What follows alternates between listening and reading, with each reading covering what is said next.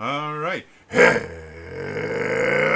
again, adventurers, and welcome to another exciting episode of The Legend of the Three Kingdoms. Yes, this is one of my homebrew D&D campaigns set in my weird, messed up homebrew D&D campaign setting, and the people below me are the people that, just keep showing up. Haven't figured out why. I think they may have problems. But, it's nice that they show up. So there's that. And I just realized that I had cut off most of Vala. So I had to readjust the cameras. Alright, so, announcements released earlier today. Renegade Game Studios hates me. And so they released another SS20 book. This time,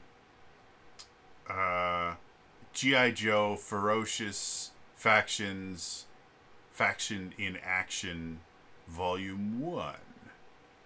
Which basically adds a bunch of new factions to G.I. Joe, which factions are a part of character creation that didn't really matter when SS20 first came out, and now with this new book are remarkably complex, and you can change factions at various points in the game, and depending on the new perks that you take, you can mix faction abilities, and it gets very, very complicated very quickly. But yeah, it's a new book. I did an in-depth review of it on my my YouTube channel, youtube.com/TrainingJody. So if you want to know my opinions on, I believe this is the 4th book that has come out in the past month-ish. So yeah, and they need a way to get free shipping, because hot damn, this less than 100-page book cost me $50. Yeah. Other announcement stuff? I'm trying to think. There's a new playtest packet for 1D&D that's been out for a while.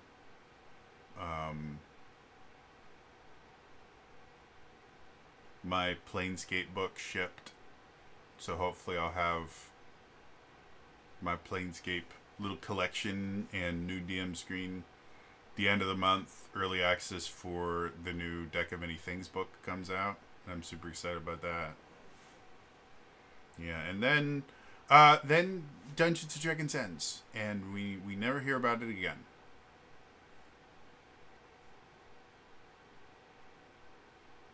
It will all be switching over to Pathfinder. Yeah, no. Never, ever again. You do you. Not shaming if you're playing, but No, I'm interested to see, because the last few playtests for 1D&D have given me hope. They're making some actual good changes, as opposed to let's just try random shit and see if we can completely change how the game plays. So yeah, I'm interested to see. I still don't think we're going to have a new edition in 2024 unless it's the very end of 2024, because it just feels like so much has changed in the past 3-ish months from the direction that they were trying to take 1D&D to the direction it's actually going, because the direction they were trying to take was down the toilet. So yeah, I'm interested to see what happens, because apparently they're still planning on a 2024 release for whatever they're going to call this new version of D&D. 1D&D is not going to stick. It was a dumb name when they came up with it. It was actually worse than D&D Next, and D&D Next wasn't a great name. They need to fire the intern that came up with that name. no, they need to fire the person who listened to the intern. Every so often you just look at a company and go, oh, you went to business school. Because I went to business school, and it's remarkable how much bad, just nonsense they teach you in business school that has never worked. And it is written by people in academia that has never actually run a business. Sometimes I think of that scene from Rodney Dangerfield Back to School. I He's in the class and he's pissing the professor off because he went back to school, but he's a successful businessman. Yep.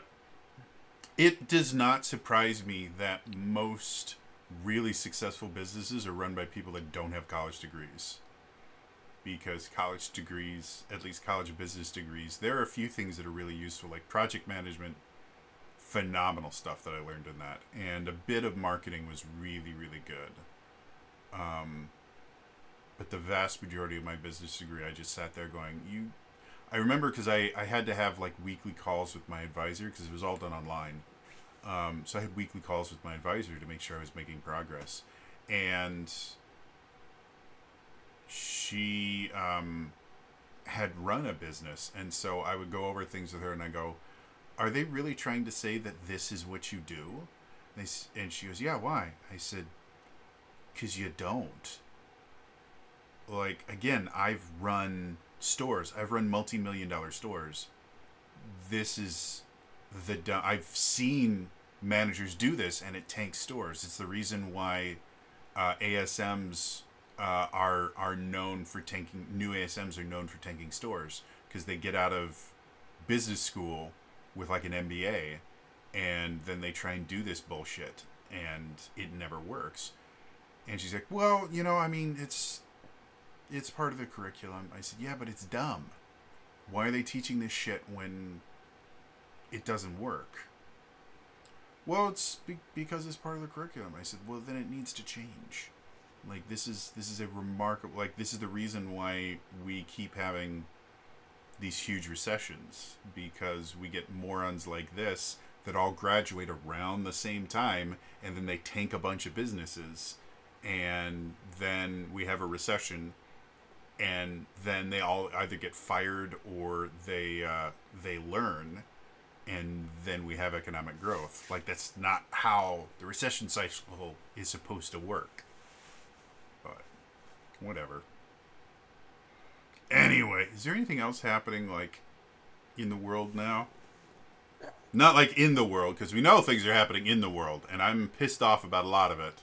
But in, like, the tabletop world that doesn't involve... Yeah, it's like... That doesn't involve massacres and other really, really bad shit. Like a match? Yeah. I have purposefully taken a stand in not saying shit. Yeah. Because holy fuck, if I start talking about it, I will never stop. Hey, Jody does a game here. He runs 2 games bi-weekly. Both are on Wednesdays. Then he does another one over on Zilla Universe TV. Saturday mornings. I thought there was something big happening in the tabletop RPG world that was non-D&D related, and it is completely... Oh. Yeah. Anyway.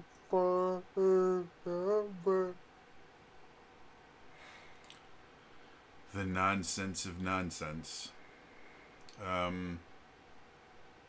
think Renegade is releasing... They have a new expansion for Vampire the Masquerade coming out soon, and I thought they were releasing a new... I think it's Werewolf that they just updated to their 5th edition like a few months ago or something like that. So I'm happy to see that stuff. I'm interested because I make jokes about this all the time on my YouTube channel, but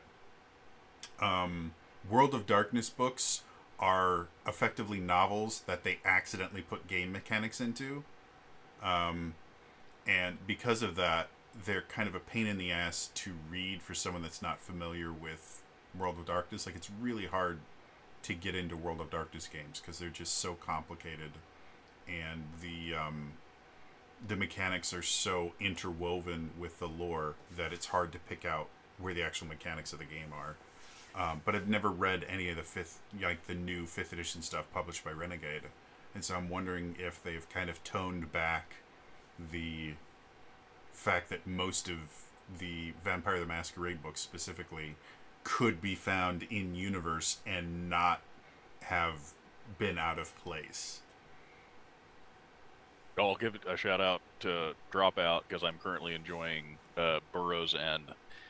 Boy, if you wanted to go back to your early childhood trauma of books and animation, be introduced to a D&D game that's themed around Redwall, Watership Down, and Legend of Nim. The Secret of Nim was a crazy ass. Like, I remember, I think my parents didn't know what it was. They just saw the Don Bluth artwork on it. Like, Don Bluth. Oh, we love Don Bluth. What's the dinosaur one? Back? No. The one with Littlefoot and Sarah that traumatized. Oh, Land Before Time. Yeah, Land Before Time. Like, we love the Land Before Time. Because we had the second Land Before Time. 30 goddamn. Which is significantly more family friendly than the first Land Before Time, which is terrifying. Oh, yeah, by leaps and bounds. Like, the second Land Before Time is a musical, and they sing songs with a little baby T-Rex. So,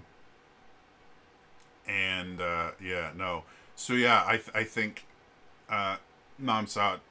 my parents saw Don Bluth and a picture of a rat with a little amulet. They're like, oh, it's another kid's movie. And that will mess you up.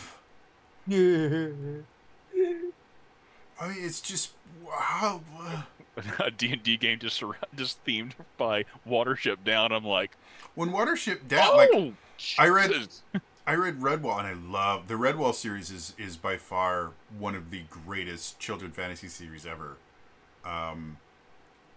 But the little blurb for, I think it was Matameo, which is the first book that I read, was in the style of Watership Down. I'm like, oh, I should read Watership Down. And so I went back and I read Watership Down, and that is... I never read, but I saw the animated version. Yeah, the animated version is rough. But the book itself is brilliantly written, but it is not a children's book. It talks, like, it uses the framing of rabbits and warrens to kind of allegorically talk about war and other, like, really, really mature subjects. And yeah, it's a brilliant book, don't get me wrong, but wow, it was not what I was expecting, because the Redwall series is very much kind of a young adult book series. They touch on some tough subjects, but for the most part, it's for older kids. And Watership Down is not in any way, shape, or form. It's a great book, don't get me wrong, but God, now I want to... There's an RPG system, I think it's called Roots or something like that. Root? I don't know. But it basically lets you play as... here we go. It basically lets you play as anthropomorphized, rats and moles and stuff like that. Very Redwall-esque. And I keep meaning to try and pick it up when I find deals on it. Oh, that's the other thing. Humble Bundle right now is running a Vampire the Masquerade, technically a Renegade bundle. Like, for $18, you can get like all of, or almost all of, Vampire the Masquerade 5th edition and a few Hunter the Reckoning books. Like, it's insane how much stuff that you get for it. So check that out. Humble Bundle is a great place to pick up RPG books. Otherwise, yeah, you guys want to play some D&D? I mean, as long as we're here. I mean, as long as we're here. All right. Then it is time for us to return to the Legend of the Three Kingdoms.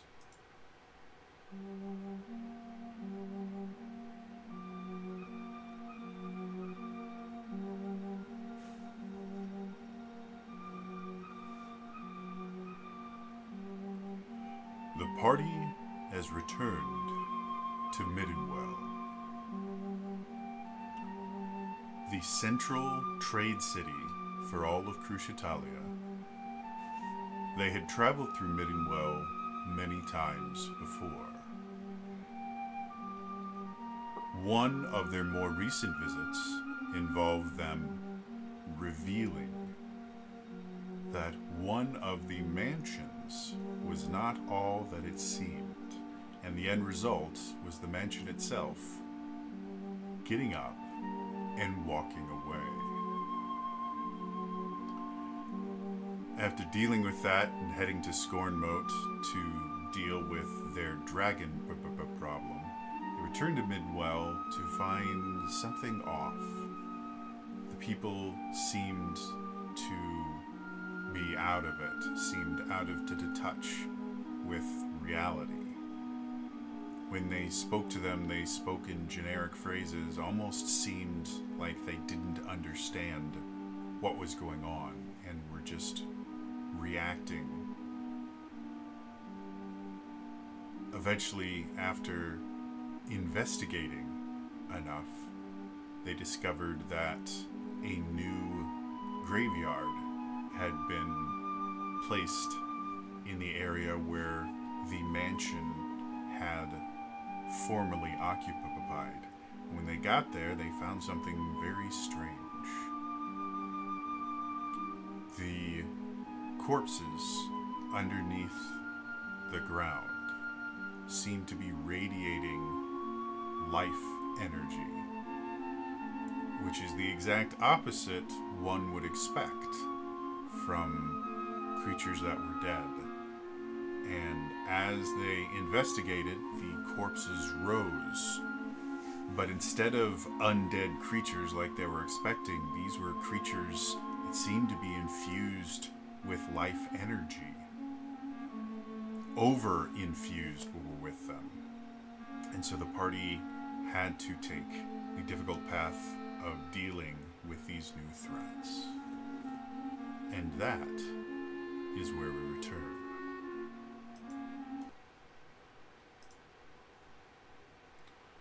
So,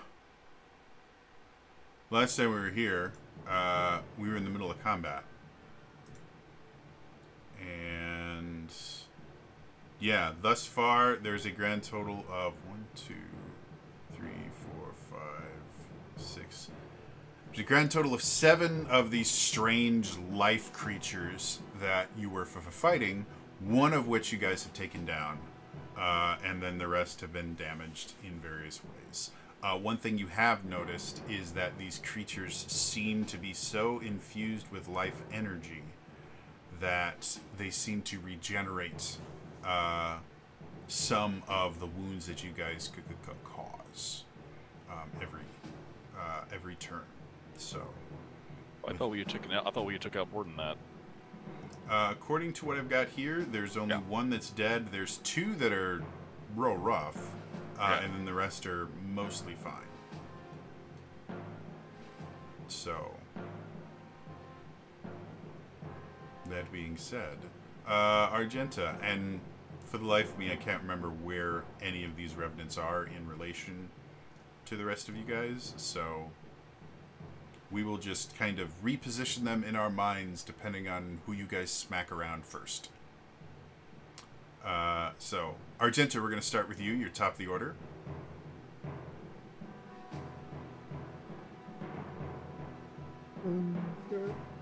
Argenta, you there? You're muted if you are there. Sorry. I said I had one grappled from what I can remember. That sounds about right. And I was raging. So I'm just going to stab it twice with my dagger. Okay.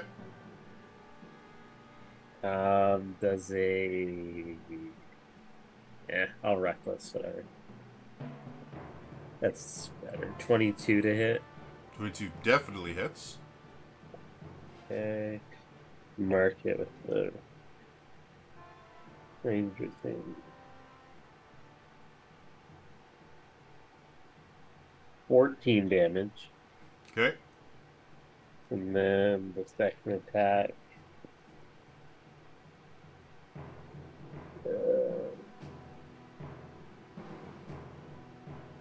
25 to hit. Definitely hits. Go ahead and roll the damage.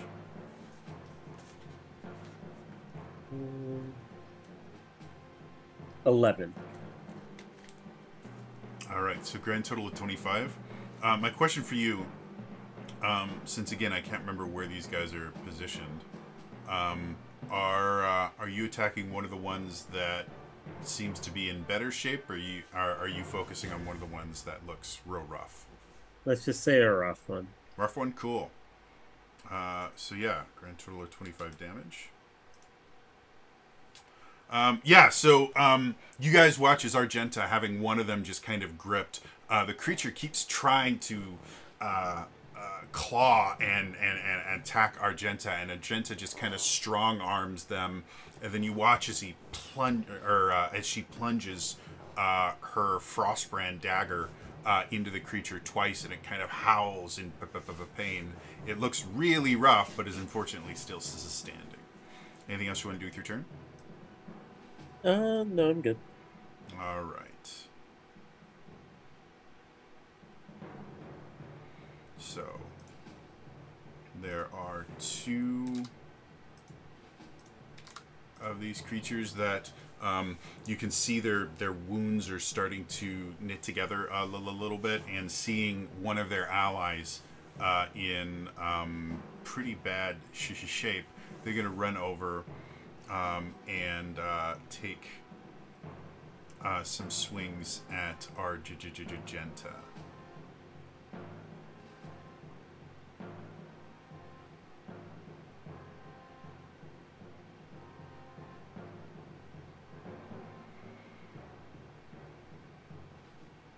Yeah, cool. So, first attack, and we're not using those because they make noise. But the first attack is 23. Yeah. Sorry for those of you listening.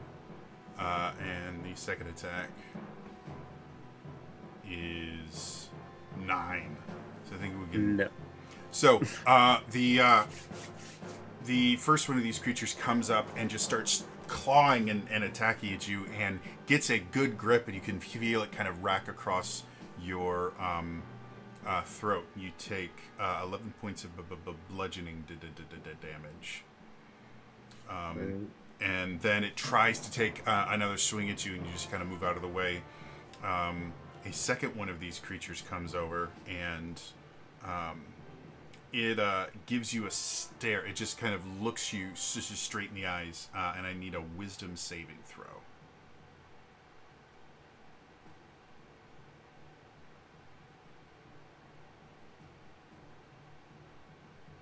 Uh, 18.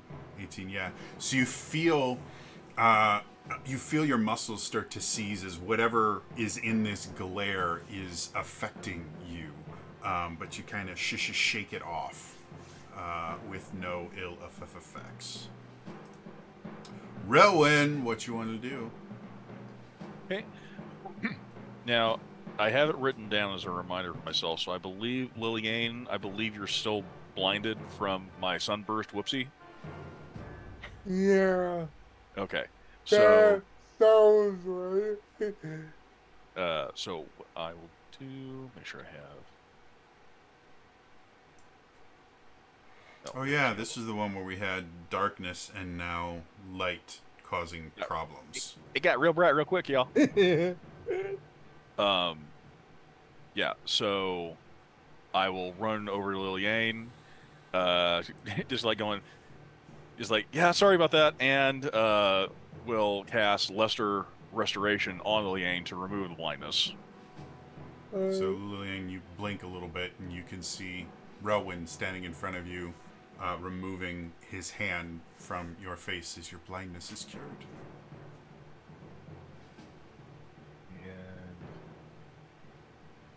Not much else to do beyond that right now, and so that'll pretty much be my action, just reminding, like, don't look them in the eyes.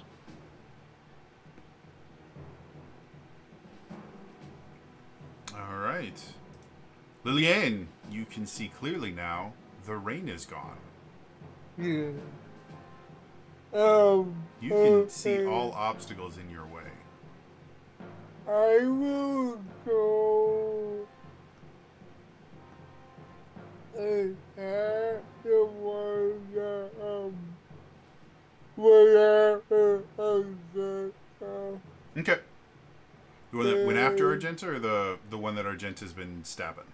the one that Okay, cool. So he will be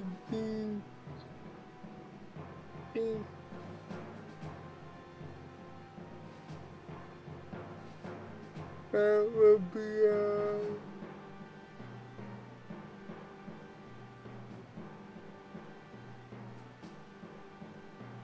what is hit Definitely hits. Go and roll damage. that would be If I remember correctly, I think you already had your right on. yeah.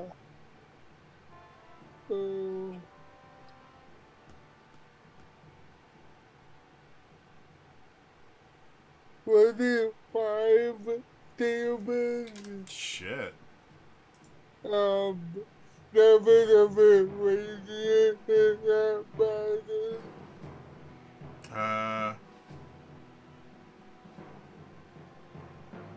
Nope. Right, and then my second attack will be 18 to hit. Still hits. Go ahead and roll the damage.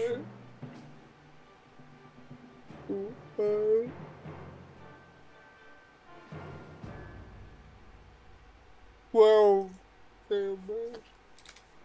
All right. So you watch as Liliane, with her sword glowing brightly with her Rite of the Ghost Hunter on it, or Rite of the Dawn on it, runs up and kind of plunges the blade into the Revenant, pulls it out, and takes another swing. You watch as these deep gashes form in it. But the Revenant, or the creature, just seems to keep going. Anything else you want to do? No. All right. So next up,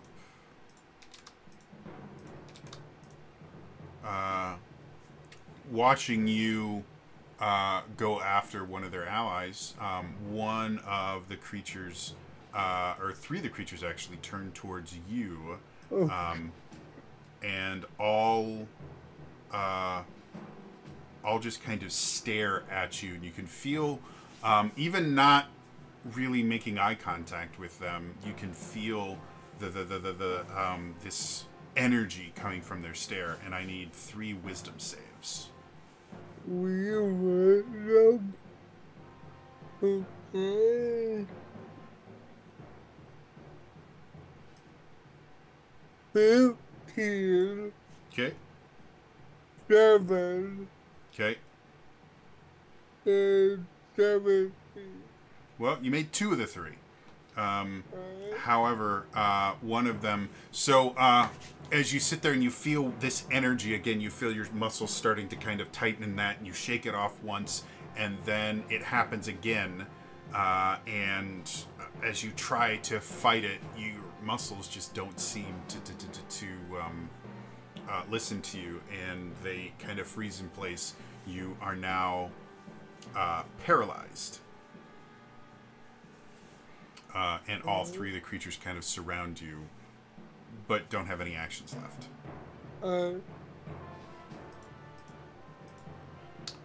Vala, what you want to do?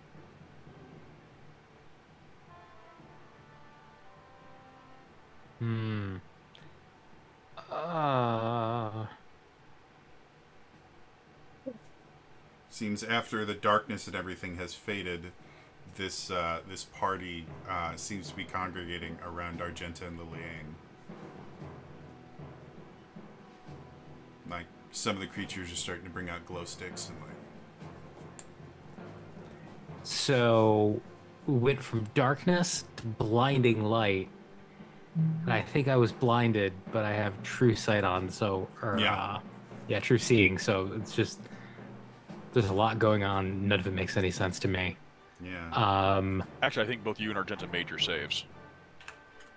No, because I remember having a conversation about That was about whether or not darkness. true seeing. No, because true seeing we already knew about darkness, but whether it made you immune to the blind condition. I'm like, yeah, you know what? We're gonna say it does. At least for right now, we're gonna say true seeing makes you immune to blind. But so I'm like, this is trippy. I see Lillian being paralyzed, and I'm gonna rush in, hold Lillian close, and I'm going to dimension door Ooh, 40 feet away from them. cool. Okay. So you guys watch as Argenta kind of rushes forward and just kind of almost football tackles Lillian, and suddenly they both just kind of and about 40 feet away they just appear again. So you took her 40 feet away from the guy who can paralyze her. Shit. I mean, you do you.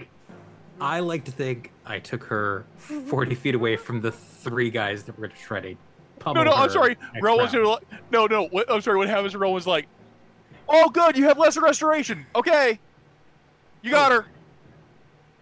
Shit. I will. I love everything about this plan. I will use It's my like, oh bonus yeah, action. healing. That works too, doesn't it? I was ready, y'all. I was like, I had it prepped again. Cool. Got another spell slot. What else do you want to do, Violet? You still have a bonus action. You want to do something cool with your bonus action? I'm going to use my bonus action to inspire Lillian to be able to save against the paralyzing Cool. effect. Alright. I'm just going to spend 6 seconds singing Dumb Ways to Die. Awesome. So yeah. And Rowan's like, that doesn't look like lesser restoration. One of the fucking creatures Wonderwall. is dead. Yeah. The other one, the one that is currently being grappled by Argenta. As you're kind of watching it, it kind of grabs, instead of trying to like attack you for a moment, it just kind of grabs your shirt and brings you closer, just and you watch as the stomach wound you just gave it starts to slightly knit together. And it's going to stare at you. So wisdom save, please.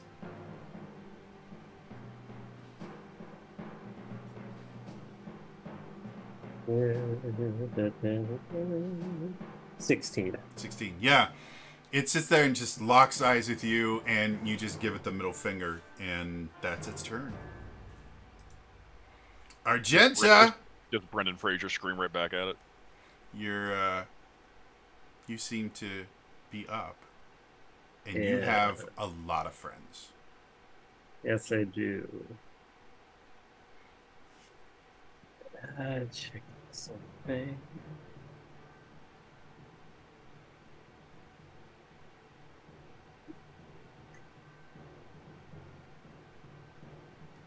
There we go.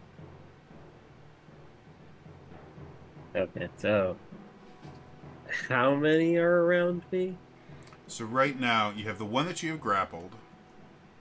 You've got the two that came up and attacked you. And then you also have the three that came to attack Lillian that no longer have a Lillian to target. Are they all within 5 feet of me, technically? Sure, we can say that. All right. So the first thing that I'm gonna do. Is explode. No, I will attack the one I have grappled. Okay, I'm just gonna say reckless because why not? of course. Uh, 23 to hit. Definitely hits. Go ahead and roll the damage. Right, for the shenanigans.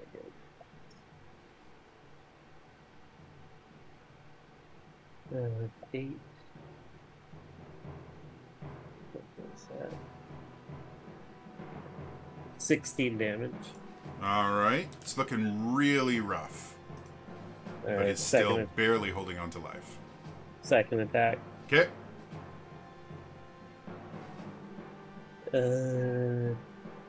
27. Definitely hits. Roll damage. 10 damage. As you plunge your Frostbrand dagger into its stomach again, you watch as the creature just kind of grips you a little bit harder, and then the grip releases, and you watch it collapse on the ground, dead. As soon as it dies, I'm going to use a charge of my Cloak of Planar Mastery, step into the water plane, Okay. and a burst of cold shoots out around me, and all those creatures within 5 feet of me have to make strength saves. They actually have pretty decent strength saves. What's the DC? 18. 18. First one fails. Second one makes it. Third one, 7 and 9 is 16. That's a failure. Fourth one gets a nat 20. And then the fifth and final one gets an unnatural 20. So 2 of the 5 are Restrained. yeah, frozen in place. Yeah, the Argentauri appears 30 feet away. Okay. Probably closer to Lillian and Vala.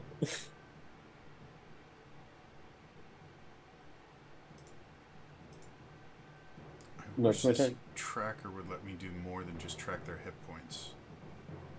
If I could put a mark or something on them to tell them that they're frozen. Cool. So one of them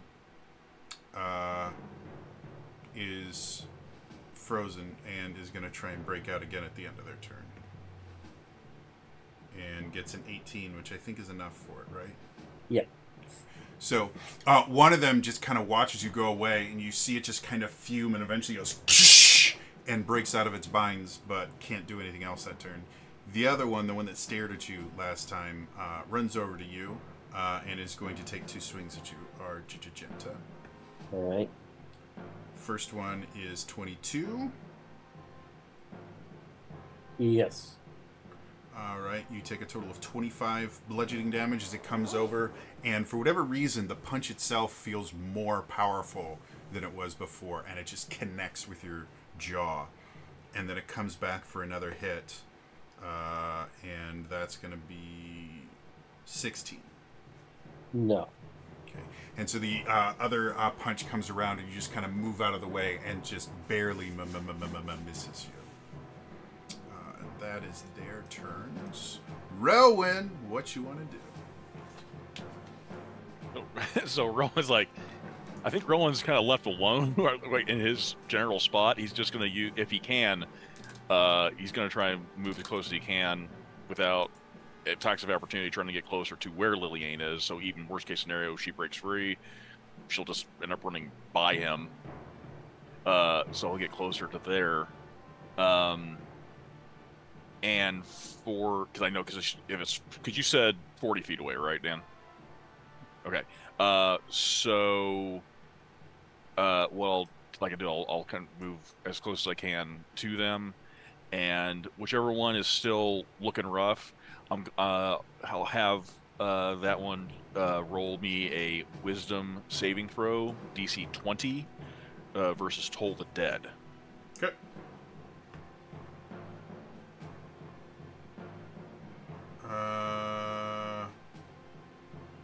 14 fails.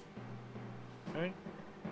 And also, I think I have a feature here because I think it also gets an extra. Because I use a cantrip. This particular one also does an extra damage with the when I use a cantrip. Right, it's the one thing I just remembered just now. I think you just add your wisdom Yeah, modifier to blessed strike, damage. 1d8. Yeah, that's a 1d8. Blessed strikes, I thought that was for melee attacks, not cantrips. cantrips and melee. Let me... Blessed strike. I think when I made this, I had clicked on that and we had used it. When a creature takes damage from your cantrip or weapon attack.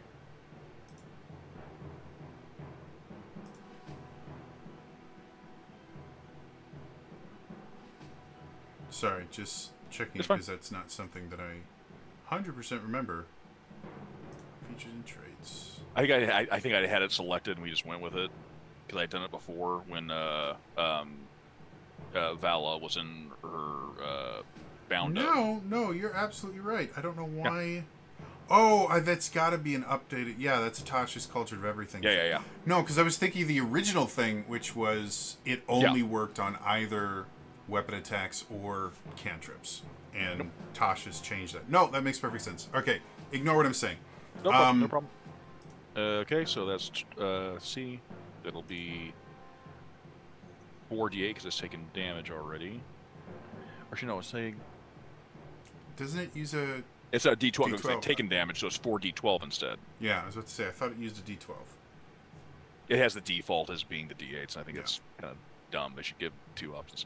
So there's that, and then a D8 on top of that.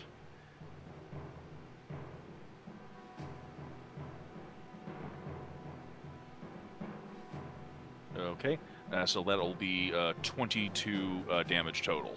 Okay. And I'm curious to see if because I know Radiant hasn't done anything effectively to them, but I'm really curious in these things that are so infused with life, what happens when I apply necrotic to them? Yeah. So as you sit there and you guys hear this just dong resonate, you watch as the creature itself kind of gets racked with this necrotic energy, and while some of it affects it, it seems to not do as much damage as you think it should have.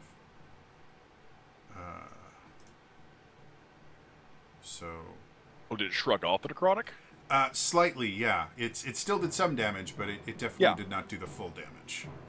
Okay, interesting. Anything else you want to do with your turn? That'll pretty much do it.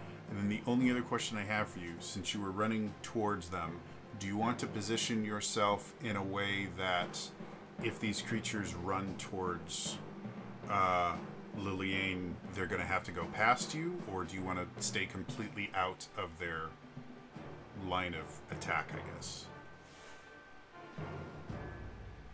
I think I'm going to try... my intent was to try and get as close as I could to them. So if they're going to be, if they're going to run past me, I'm just going to like hunker down, and not look at them, because I think that's the one thing that Rowan's been stating. And that's I don't know what that does mechanically to him. All right, Liliane, you are paralyzed, and unfortunately, this particular paralysis has no additional saving throws. So, Right. as you sit there, kind of struggling against it, nothing seems to happen. The 3 creatures that attacked you previously seem to be kind of hell-bent on attacking you. However, one of them is stuck, so it's going to quite literally chill there for a second while its 2 friends just make a mad dash for you. And they are going to run past you, Rowan, if you want to take a swing at one of them. If I can. Let's see here.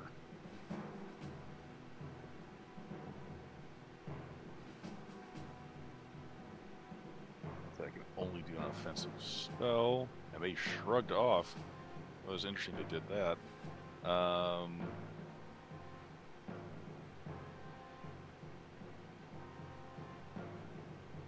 I don't think I have anything offensive I can do that's not ranged, aside from my Vampiric Touch, which they just shrugged off. Yeah, and Blight. So I guess I'm just gonna swing on. I'm just gonna swing at him. Go for it. Make me an attack roll. Which my mace.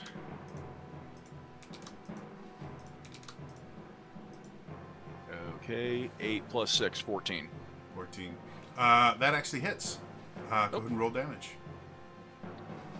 Okay. D6 and a D8 from my radiance.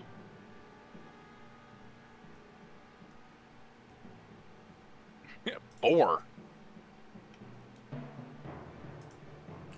Yeah, they seem slightly perturbed. All right, and then the one that's still covered in ice is going to try and break out as I drop my die. And he gets an 18, which I believe is just enough. So, breaks out of it as well. Vala! There are now two revenants two creatures right next to you. All right, so there are 2 that are right next to me. There are 4 others, though, correct? There's a grand total of 5 others. There are 5 others. Yeah.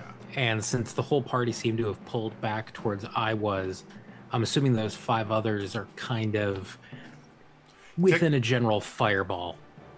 Technically, you've radius. got 2 different groups because Argenta kind of went in a different direction. Okay.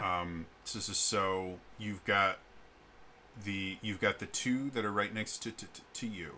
You've got one that's just chilling where the party used to be, and then there's 2 over by there's Argenta? 2 over by Argenta, and since it's a 40-foot in diameter. Yeah, let's say the only issue you're going to have is because of where Relwind is standing. If you get all of them, including the 2 next to you, you're gonna hit Relwind as well. If you exclude those 2, you can still get the other 3. I'm gonna go for the other 3 then. Go for it then. But first, I'm gonna pull out my Flute of the Piercing Flame. Okay. And play the Borello of Rebirthed Embers. That lets me turn my next spell into a Radiant spell, so I can do a Radiant Fireball, and add 2 of my Bardic Inspiration to the damage. All right. And that is all my Bardic Inspiration. And I will be casting this Fireball at a 5th level. Okay. This is going to be a big deal, guys. I'm going to put that out there. It's a big deal. Yep. So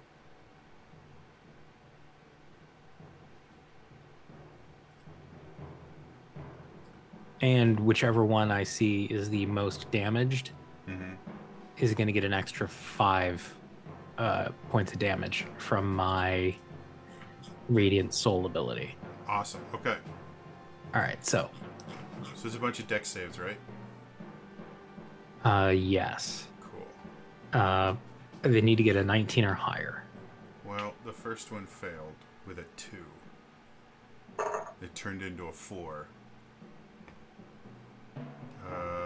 16's a fail.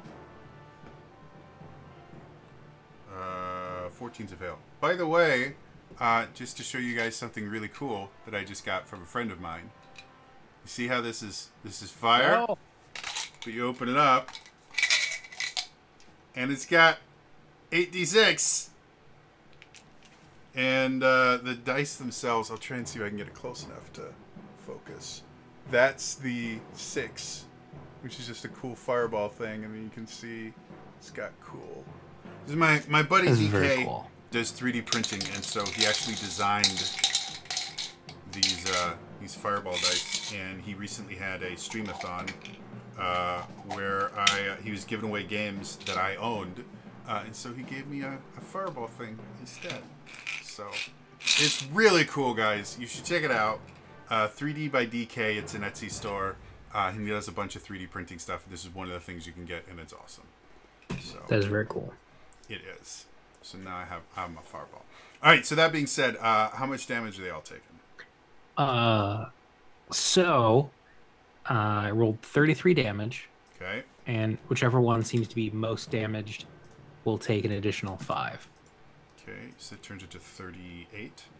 Yes. Okay. So, you guys watch as Argenta pulls out her dagger flute, the thing, and starts playing. And as she does, you watch as little embers just start kind of rising around her and kind of floating. And suddenly she kind of opens her eyes and points the dagger, and all the embers kind of travel to one place. So you see this huge, bright flash of blinding light. And when it settles, you can see that 3 of the creatures have massive burns all over their bodies.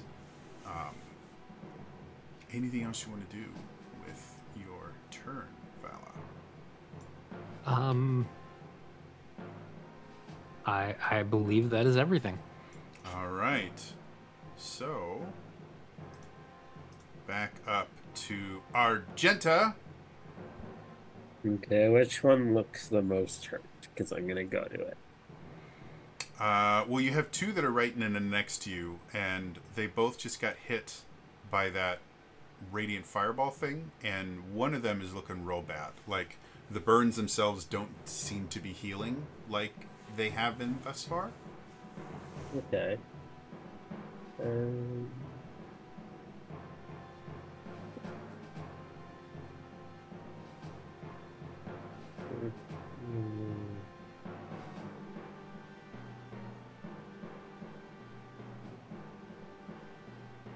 then the one that was frozen in the center, that broke out of its bonds, or I guess there was 2 in the center that broke out of their bonds.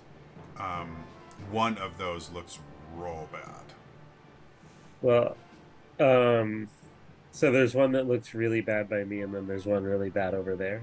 Yeah, there's one that looks mostly bad by you, and then there's one in the center that looks real bad. So the one that's close to you looks rough. The one in the center looks real rough. How far is the one in the center? 30 feet. 30 feet? Yep. Right. Well, in that case, she's going to...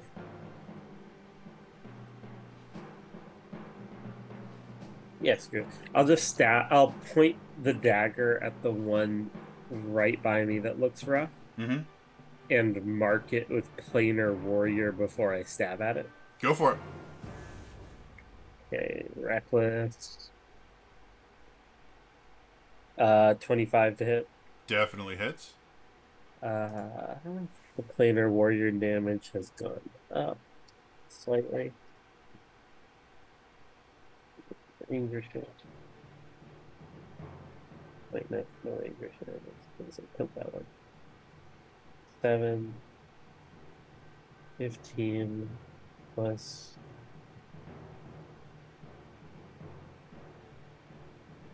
18. 23 damage. All of its force, if that matters. Doesn't change anything. Okay. But as you plunge the dagger into it, you see the creature kind of howl in pain, and you notice as you're pulling it away, it's not regenerating. All right, I'll stab it again. Go for it.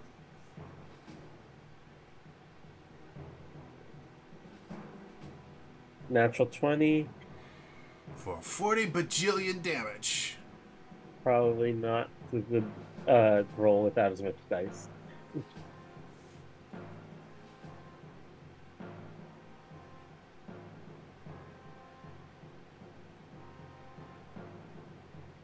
Uh, 20 damage. Still a nice hit. All right, anything else you want to do with your turn? Nope, that's it. Okay, so as the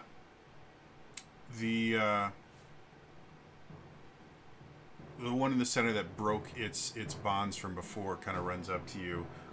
Again, you have been watching these things just regenerate from the damage you've been doing, and it seems like they're not doing it right now.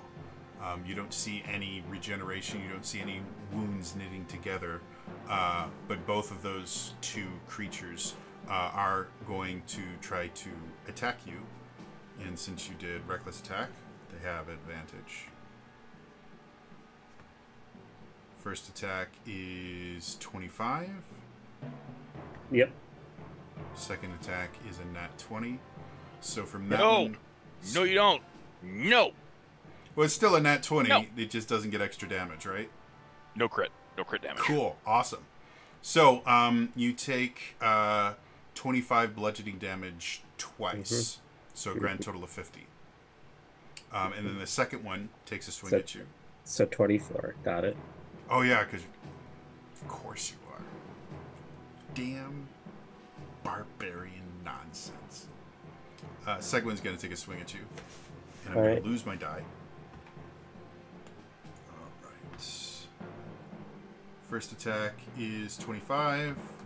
Yep. Second attack is 14. Nope. Okay.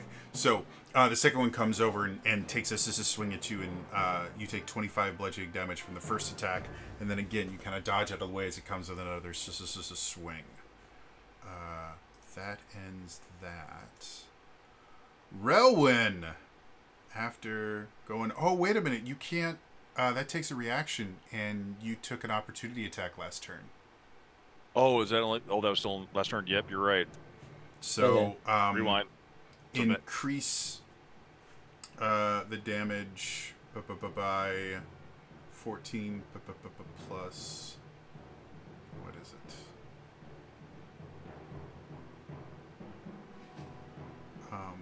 8. So whatever 14 Increase the plus damage, 8, and then halve that. Okay. So I think that's 22.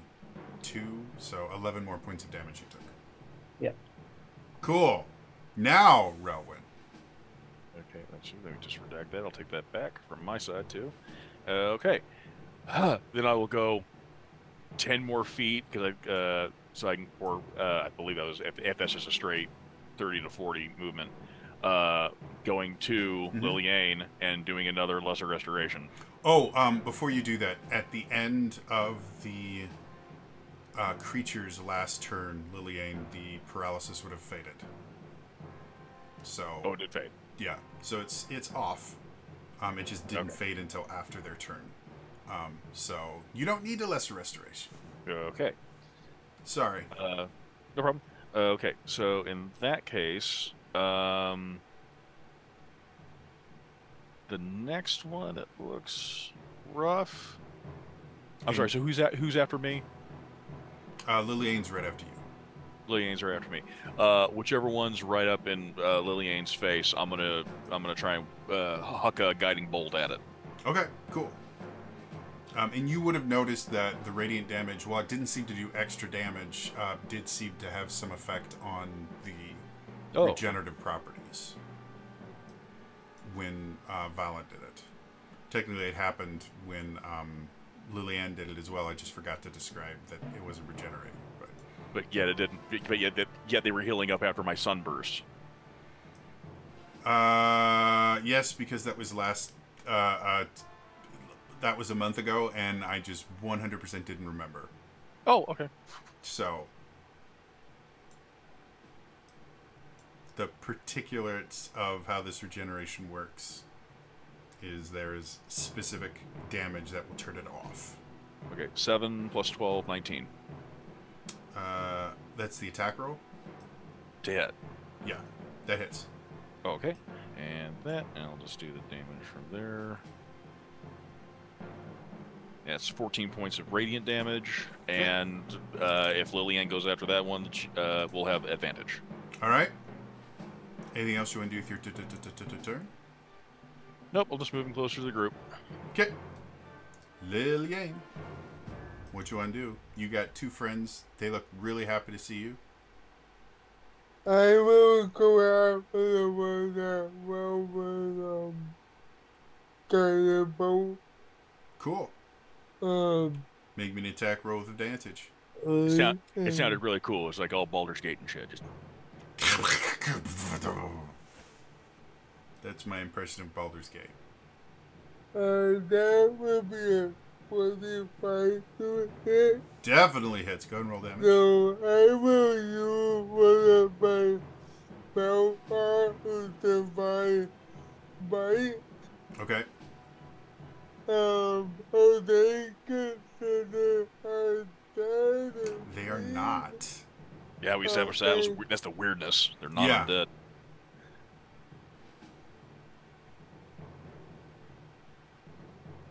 And they're also not fiends. Alright.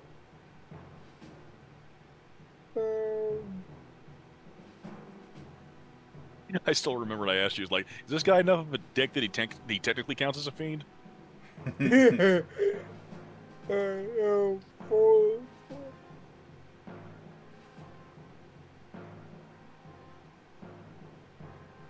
And 27.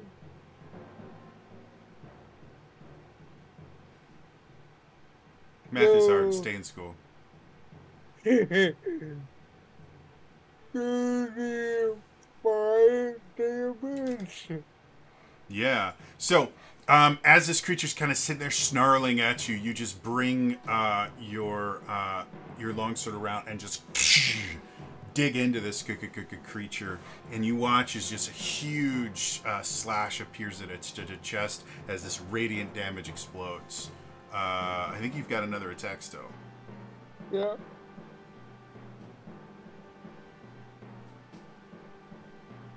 And that will be a 15. Also hits. Go and roll the damage. So if I had a slot, can I divide by again? Mm-hmm. Right? There's no limitation in this version of D&D. As long as you hit and have slots, you can keep smiting.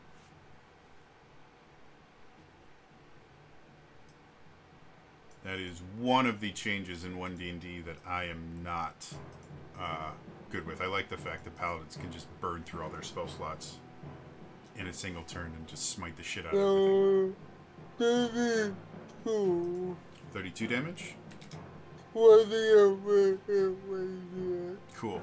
So, again, you do that first swing, you make this massive gash, you kind of bring it around and slash again, and you can see rib bones, and you can start seeing some internal organs with how deep you've cut into it, or at least where internal organs should be. But as you look at it, all you see is this bright kind of pulsating goo in the kind of internal cavities where like heart and liver and lungs and all should be, and it's just glowing this incredibly bright light. Anything else you want to do with your turn?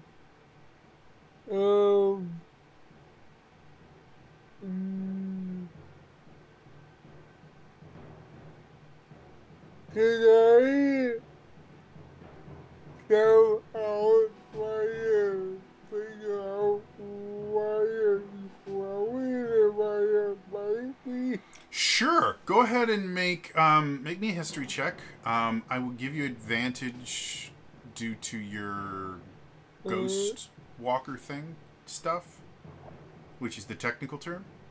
I think something that disturbing, Rowan actually does see that go. He's like, So, Starts smiling to suppress the gag reflex. what Oh, do you, yeah. does that actually work? Is that a thing? It suppress. It doesn't. It's not guaranteed, but it helps suppress the gag reflex. So uh, I had no idea.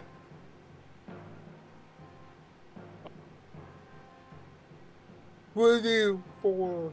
Okay, so the first thing you notice is this shouldn't be possible.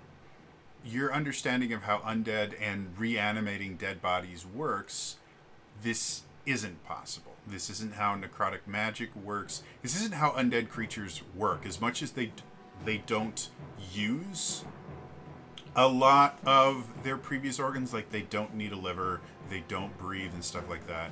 The way that reanimation works is it literally reanimates the corpse and kind of takes over the autonomous functions of that. This seems to be something has been implanted within these creatures. Either implanted or somehow something has transformed the core of these creatures into effectively kind of a radiant life energy battery.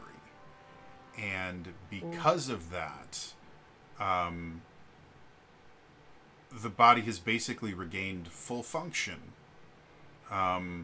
without needing a circulatory system or a respiratory system. You know, all the things that get energy to your muscles so they can work, this kind of clump of energy has replaced that. It is its own form of energy. And because of that, they don't need to breathe. They don't need to drink, eat, nothing. They're just pure energy. Now, whether or not that also includes the brain, you'll have to open up one of their skulls to figure out. But as of right now, it seems that all of their internal organs have turned into a life battery. They've been turned into walking fruit gushers. So they don't have one battery in the way. There was a battery there. Oh, it's all one. It's all one kind of glop of goop. Yeah, so it's not like each individual piece. All of the pieces have basically kind of formed together to create. Imagine they're a giant fruit pie. Yeah. Effectively. Hey, Hostess, sponsor us.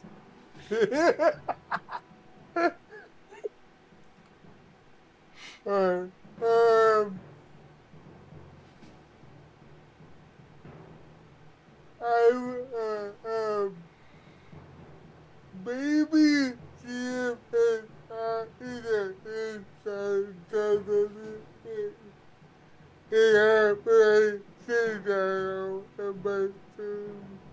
Okay. So, the first one that kind of broke out of its ice prison last time is going to rush at you, but it doesn't have enough movement to get all the way to you, so it is going to pass right by Relwyn, if you want to take a swing. After seeing what little I could do with that, I think, yeah, I'm just gonna. I have to just let it pass. And then the two that are right next to you. Again, the one that you just hit, the wounds are not getting better. The other one that hasn't been hit by anything, you watch as the last of the wounds that have been inflicted upon it slowly knit back together, and it seems to be in perfect health. And both of them are going to take swings at Lillian. So the first one is a 10 versus your AC. No. Second is an 11. If I roll enough, we might actually get to a real roll. And then the second one, the first attack, is a nat 1. Never mind, we're going down. No. And this is slightly better. That's a 16. That hit it. All right. So you take 25 points of bludgeoning damage. As the first one comes up and kind of swings at you and you kind of dodge out of the way. It swings again and you dodge out of the way. The second one kind of swings and you just lean back a little bit. And as you lean forward, it hits you right in the solar plexus. You feel the wind gets knocked out of you for a second. Yeah, I feel like I dodged and then dodged into it. Yeah. Cool. That is their turn. Vala! What you want to do? How rough does that one that Lillian went after look?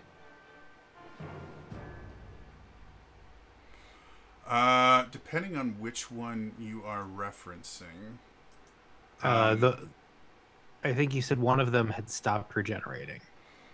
Two of them have actually stopped regenerating. One of the ones that you hit with your radiant fireball was in the center and ran up to Lillian, and it looks real bad. The one that Lillian has basically carved open and you can see the gusher inside, it looks relatively bad. And then the third one that's there looks pristine. Okay, so that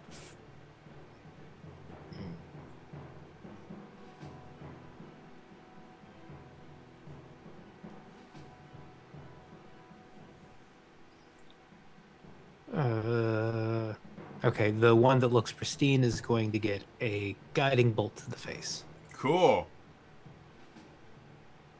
A third level guiding bolt.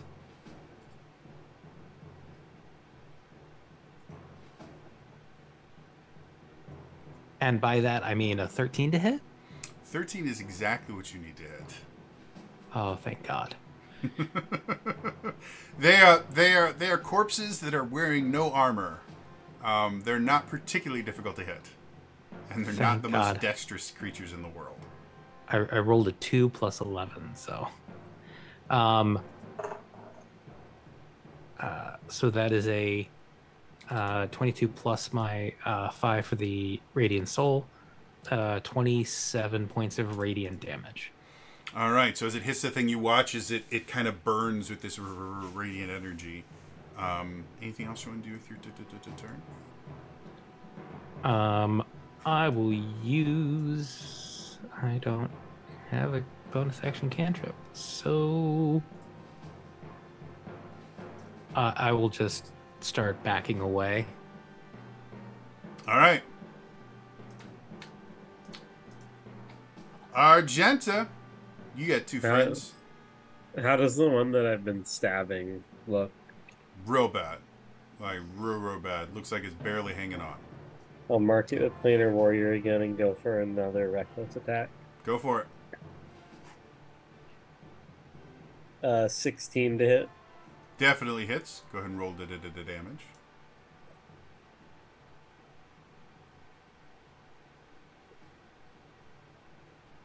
There we go. And then 2, 8. 1, 11, 15, 17, 22 damage. All right. As you plunge your frostband dagger into it, you watch its eyes kind of grow big, and then all expression leaves its face as it crumples to the ground, dead. Okay, so are there any others that look really rough? Not near you. You have one near you that's looking okay, and then the remaining 3, 2 of the 3 that are over by Liliane look pretty bad, and then the third one just looks fine. Okay, so as part of the attack, right after it lands, because she hasn't done this yet. Okay. Where is it? And Horizon Walker, there we go. We're going, it's a...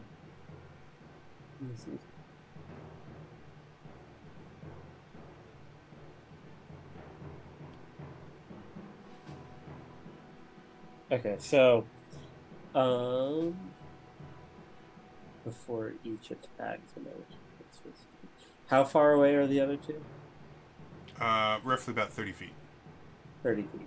Okay, so second attack, she, right before the attack, she uses Distant Strike, which allows her to teleport 10 feet away from the one she's in melee with. Okay. And she'll throw the dagger at the roughest one. Okay. So you guys watch as Argenta kind of plunges her dagger into one, and just as the creature collapses on her, you watch her just kind of shrug off the creature, and then, like, full on Kingsglaive style, you watch her just chuck her dagger and then vanish for a second, appear a little bit further away as the dagger continues to travel. And I understand you teleported first to deal with distance issues. Yeah, However, distance and disadvantage. my description sounds cooler, so we're going to go with description-wise, that's how it goes. Because I like the idea of you just going and then appearing, and then the dagger just keeps going. 15 to hit. 15 to hit definitely hits. And you're going for the one that looks the worst, right? Yes. All right, roll damage for me.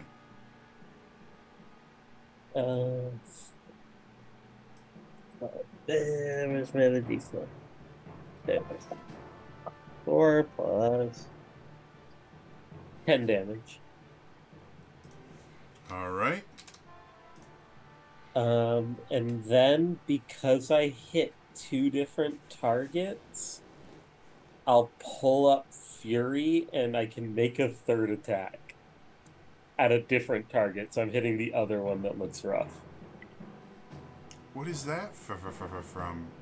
Distant Strike from Horizon Walker. At Oh! 11th level, you gain the ability to pass between planes in the blink of an eye. When you take the attack action, you can teleport up to 10 feet before each attack to an unoccupied space you can see. If you attack at least two different creatures with the action, you can make one additional attack with it against a third creature. Wow. And it doesn't say anything about using a melee weapon. So yeah, no, this is getting really cool. So yeah, go ahead and make your roll as I describe this badass move. So yeah, Argenta kills one, throws, appears to another. The dagger sinks into that creature, and as it's going down, you watch as Argenta kind of takes a knee, brings out Fury, and just kind of steadies it at the last one, and takes a shot. 23 to hit. 23 definitely hits. Go ahead and roll damage for me. 9. Okay, if you don't want to roll damage, it's fine. I didn't know you spoke German, but... yeah, and so you guys watch as a big chunk of flesh is blown off of one of the other creatures next to Lane. Anything else you want to do? You want a pony? No, that'll be my turn. Okay, cool. That means the one that's dead remains dead. However, the one that you didn't take a swing at, some of its wounds start to heal, and it's going to run up the 10 feet away from you, and take 2 swings at you, Argenta. All right. First one is a 20... Oh, wait. Did you use Reckless Attack or no? I did Reckless, yes. Okay, so first one is going to be a 26. Yep. Second one, well, that's a nat 1, turns into a 14. Nope. Okay, so first attack does 25 points of bludgeoning damage as it kind of clocks you from behind, and as you turn around, you see another one coming at you, and you just kind of block it out of the way. That ends that. Relwyn, what you want to do? Okay. Whichever one. I know we're gonna keep asking these questions, so there's a couple that still look rough. Yes. Yes, 2 of the 3 look real rough. One of those 2, the one that got hit by the dagger, looks barely alive, and it has a dagger sticking out of it that is radiating frost energy. Okay, then I'm going to tee up with another first level guiding bolt on that one. Okay. So worst case scenario, someone will have advantage. It's still standing. Okay.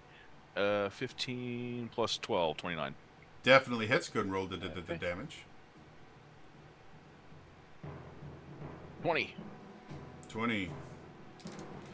So as you sit there and you focus, how do you, now that you have your new mantle, how do you visualize yourself casting Guiding Bolt? Are you still holding onto your holy symbol? Is it like Iron Man chest bursting out of you? Like I think it still comes out of his hand, but this time it kind of like it just slowly starts wrapping around his hand and then. Okay, cool. So you guys watch as the holy symbol emblazoned on his surcoat starts to kind of glow, and you watch as this indigo energy starts moving up Relwyn's arm and kind of circling, and eventually it kind of coalesces in his hand, and he goes "Trrr!" and points. You see this bolt of light go strike the creature, and the creature is blown away as it hits the ground, kind of smoking from the radiant damage. Anything else you want to do with your turn? I'll just position myself. I know I'm with the guys now, so I just wherever I am, I'm good. Okay, cool. Liliane, one of your friends is gone.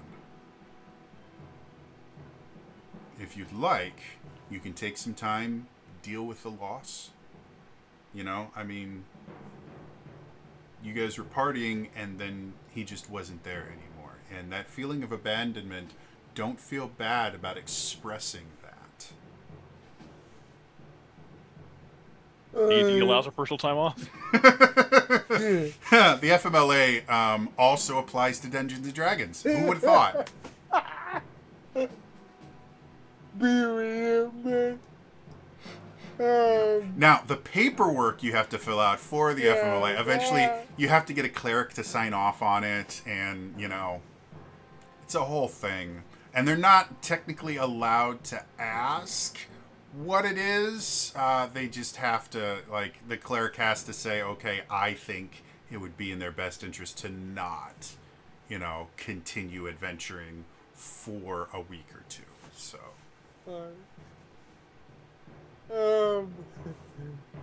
The one that I closed open, I'm assuming it was empty. That's the one that Relwyn just hit. Oh. So it went and is gone. I mean, technically, it's still within 10 feet of you. It's just on the floor dead. And it's no longer glowing. I am curious, just like a little side question. Have these things made any noise the entire time we've been fighting? Just like growls and guttural noises. Nothing that would be considered any form of, like, higher communication.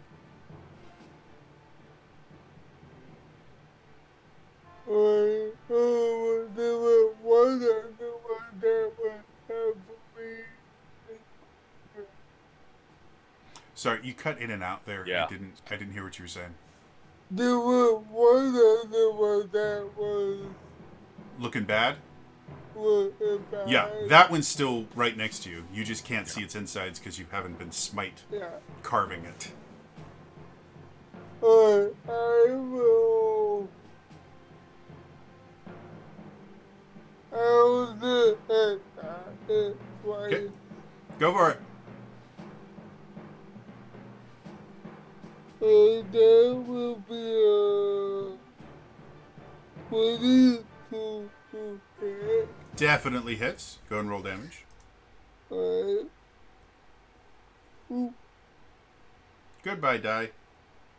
I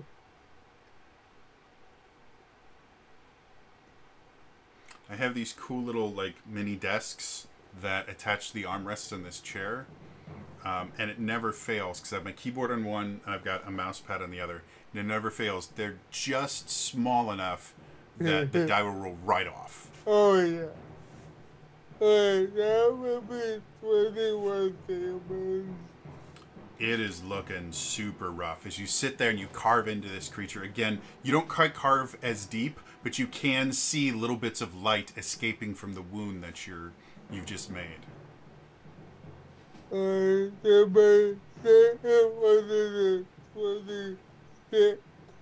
Definitely hits. Go ahead and roll the damage. I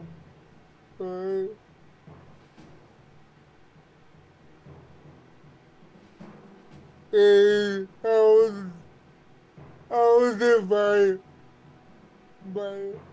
Okay. I didn't do it last time. Is that my last one?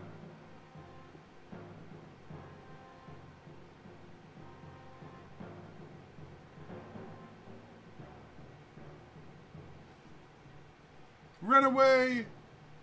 And that will be 29 damage. All right.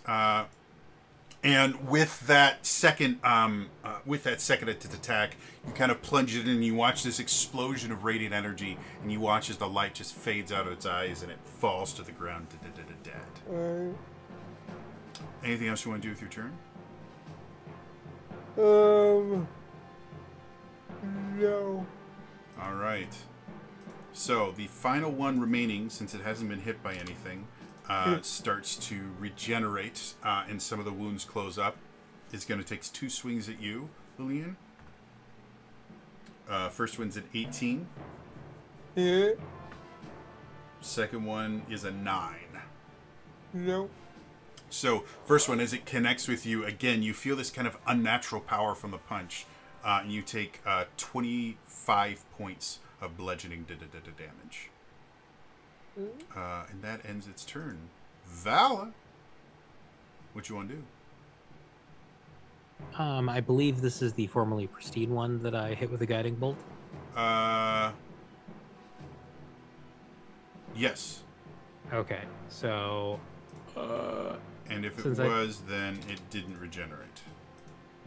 And I just forgot about that. So ignore the fact that I said it was regenerating. It was an optical illusion. I'm confused because it's still blinking. So I'm you gonna... can't get it to say anything other than 12 over and over again, and it doesn't matter. Like, you've tried like turning it to channel 3, and then it still just is blinking. So I'm going to attack it with another guiding bolt at 3rd level. Okay. So I should get advantage on this, correct? Yeah, because nothing else is taking a swing at it. 30 to hit. That misses. One yeah, off. Go ahead and roll damage. 1 off from critical. Oh, damn. So that'll be 36 with Radiant Soul. All right. I thought I accidentally clicked on your hit points. I'm like, do I want to take 36 out of you? Nope. All right, so, yeah, you sit there and you point your... are you casting through the dagger, or are you casting through your... I'll cast through the dagger. Okay, so you kind of point your dagger, and you watch as this ball of pure white light kind of appears and just goes and smacks into this creature, and you watch as these little kind of bolts of white lightning just kind of dance all over the creature, and it howls in pain. Anything else you wanted to do with your turn? Nope, that'll be it. Cool. Argenta, you still have a friend. Yeah, so there's one by me and one by Lillian, right? Yepers. Alright, so the one that ran up to me, I'm going to turn to face it, and my first attack will be a shove. Okay. To try and knock it prone. Sure. I believe I think it's an athletics contest. Yeah. Or acrobatics if it's better, but I doubt. It's not. Yeah. In fact, it's athletics is not going to be great. Mm-hmm. Actually, I rolled pretty well. I got a 19, which is still laughable to you, I'm assuming. 30. Yeah. So it sits there, and as it comes close to you, you can see it start kind of winding it up, and you just full on, like, this is Sparta, and just kick it back, and it, were you trying to knock it prone or knock it backwards? Knock it prone. Knock it prone. And yeah, it hits the ground hard. As it's prone on the ground, I'm going to mark it using my bonus action with Planar Warrior. Okay. And just level Fury and Fire. I have Gunner, so there's no disadvantage from being in melee, and he's prone within 5 feet, so this shot technically has advantage. Ooh. Technically, ranged attacks normally have disadvantage on prone targets. It's I thought it was only melee attacks. The rule says attacking a target within 5 feet that is prone has advantage, but if you're attacking from more than 5 feet, it's disadvantage. So it's not range or melee, it's whether you're within 5 feet or not. Okay, we'll go with it then. It's an interesting way to pull this. Yeah, go ahead and make your attack.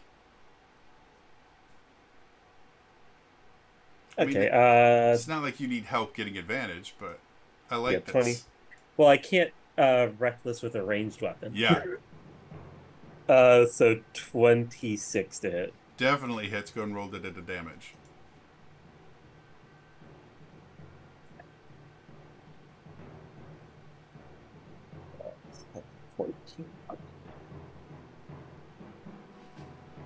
A 16 damage. 16, not bad at all. Yep. All right, so as you kind of Sparta kick it down, you just take Fury out and unload a shot into its chest. You see a bullet wound form. Anything else you want to do with your turn? I'm going to back up 30 feet away from it. Okay. Did you want to back up towards the other one? The other group? Yeah. Okay, cool. So technically the other group is only about 20 feet away. Did you want to kind of move around to the other side of it? Yeah, that's the plan. Okay, cool. Yeah, then you definitely do that. The creature itself regenerates a little bit of damage, stands up, and then double moves to get right in and next to you, but has nothing else it can do. Relwyn, what you want to do? Now, both these creatures are near you guys. One of them is right next to Argenta. One of them is right next to Liliane, but they're all within about 10 feet of each other. No, one that Vala hit, is that still lit up? Because I know we kind of been just bouncing guiding bolts off of it. Is it still guiding bolted? Yes, the one that Vala hit has a guiding bolt glow to it. Okay, and that thing's looking rough too, right? Not really. It hasn't been hit by a ton of things, so it's still looking okay. The two remaining ones are both are neither of them are bloodied, so. Okay.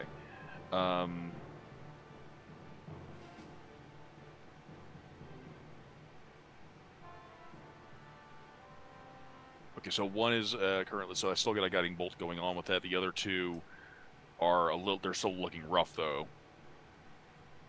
They've been damaged. Somewhat. They've been damaged. The only two that are still alive have been damaged, but they're both above half of their health, which is what bloodied means. Okay. All right, then I'll go for the rough-looking one, and neither of them look rough. Oh, I'm sorry. Not mean. The one that's glowing? Yes. Okay, cool. One's glowing, and I'm going to just basically these things need to be put down. I'm there. This is just a more perverse version of the other way of life versus death, and just getting angry about it, looking at these things, kind of like this is like a different perversion of the balance that he's seeing in this land. It's pissing him off, and so with advantage at 4th level.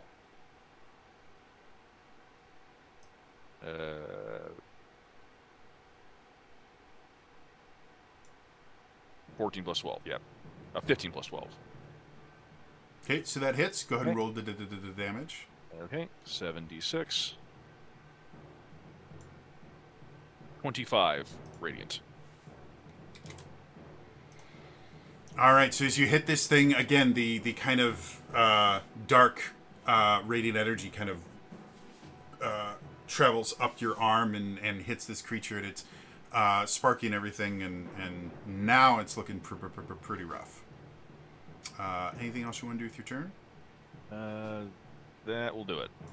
Liliane, your friend looks hurt.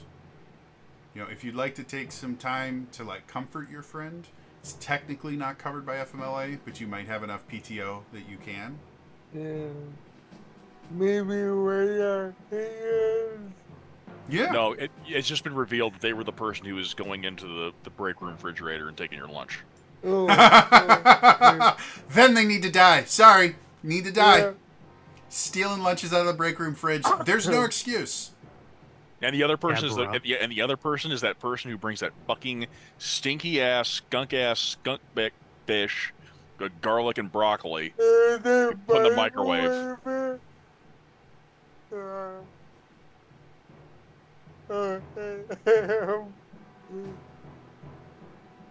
I will.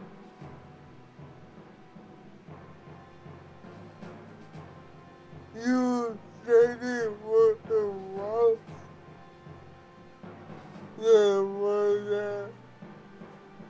What it would be? Okay.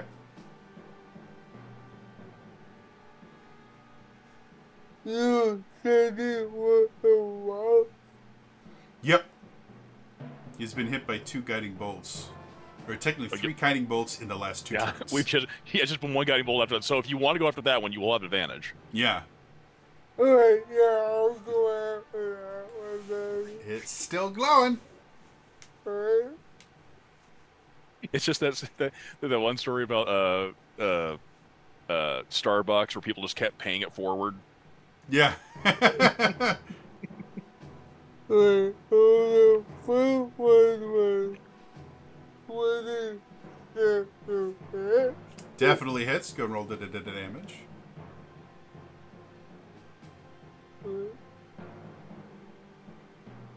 And that would be 21.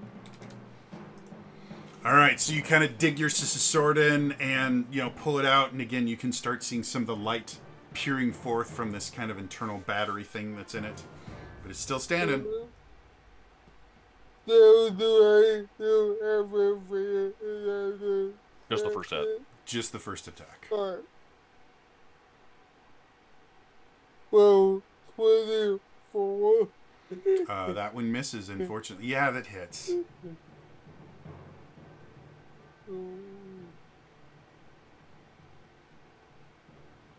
That will be 20.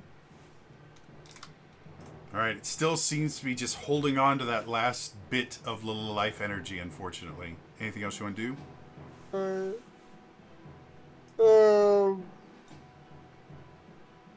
No. All right. It is the creature's turn. It does not regenerate anything because you guys have hit it to fucking shit with radiant energy. But it is going to take 2 swings at you, Lillian. First one's a 25. Hey, can I use my blood benefit? I will. I didn't quite catch that. Can you use your what? Was it my blood? I will.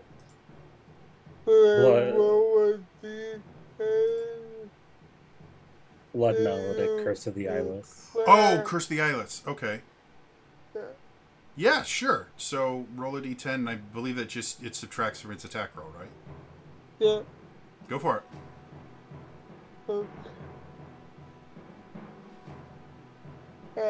Over here. Okay. So, 19 was still hit.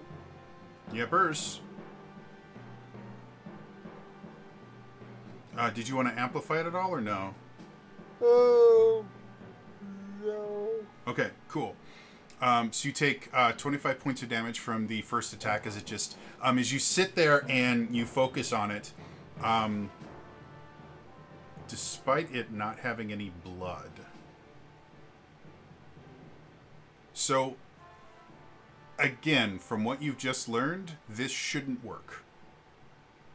But you do know that despite the fact that it failed, it did still affect them. You're not exactly sure how that happened. Because again, you've just seen it doesn't have a circulatory system anymore. Or at least it's not using it. Somehow your blood maledict still affected it.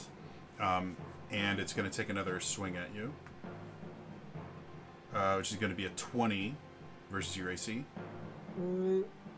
All right, so it hits you, and then it comes back and takes another swing at you, and you take another 25 points of bludgeoning damage.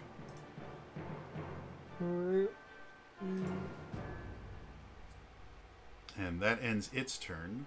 Vala, what you want to do? I would like to renew its subscription to Guiding Bolt. Well, see, they have this special offer going on right now where if you renew for 2 years, you can actually get 1 spell slot off. But it also requires you to sign up 7 of your friends to the Get Me My Godlike Guiding Bolt subscription service. So... But if you refer a friend, so you'll get another one. On a 20-sided die, there are actually 19 faces that it could have landed on that I would have hit. Unfortunately, I found the one that it wouldn't hit. You don't have any chicanery bullshit that can reroll? I do not have any chicanery bullshit. So you sit there and you focus on the guiding bolt, and as you fire it through your dagger, you Liliane is kind of trying to dodge through these attacks and kind of gets in the line of fire, and so you instantly kind of jerk away to not hit Liliane, and it just goes wide. However, there is one less bird in the sky as this glowing pile of feathers just plummets to the ground. Hey. All right, then. I think Lillian is probably looking pretty rough at this point. I'm going to use my bonus action to use 4 of my healing pool. Actually, yeah.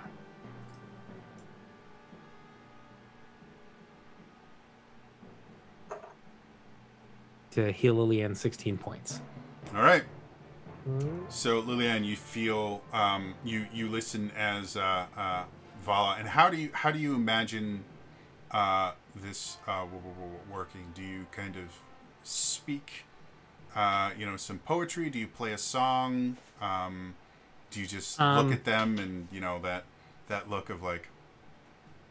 This is one of my warlock abilities, so okay. I would think it would be more of just her grabbing her warlock focus. Gotcha. And just a warm light flows out. All right. So yeah, you watch as the kind of crystal. I believe it's a unicorn, right? It is a fire red piece of quartz in like a brass or bronze little cage. Okay. So yeah, you watch as it kind of starts glowing brighter and brighter, and then the light just kind of slowly ebbs over to you, and you see it start knitting some of your wounds together. Anything else you want to do with your turn? That'll be my turn. Argenta, you got a buddy next to you. This dude is like obsessed. Like this has gone past like you're my best friend into like stalker territory. How hurt is the one by Lillian? Real rough, like a stiff breeze. Might knock it over. Or perhaps 7 stiff breezes. So Argenta is going to use one use of Nature's Veil as a bonus action. Okay. And she goes invisible. Of course she does.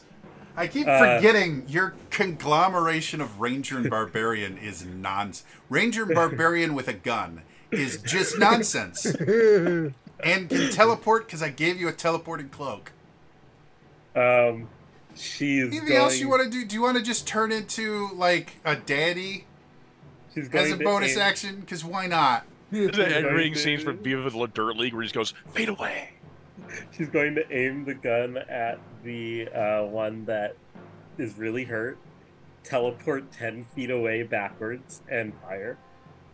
Okay. At advantage because, yeah. Oh, that's why you were. I'm sitting here like, you don't need it for the opportunity attack. No, because you want the.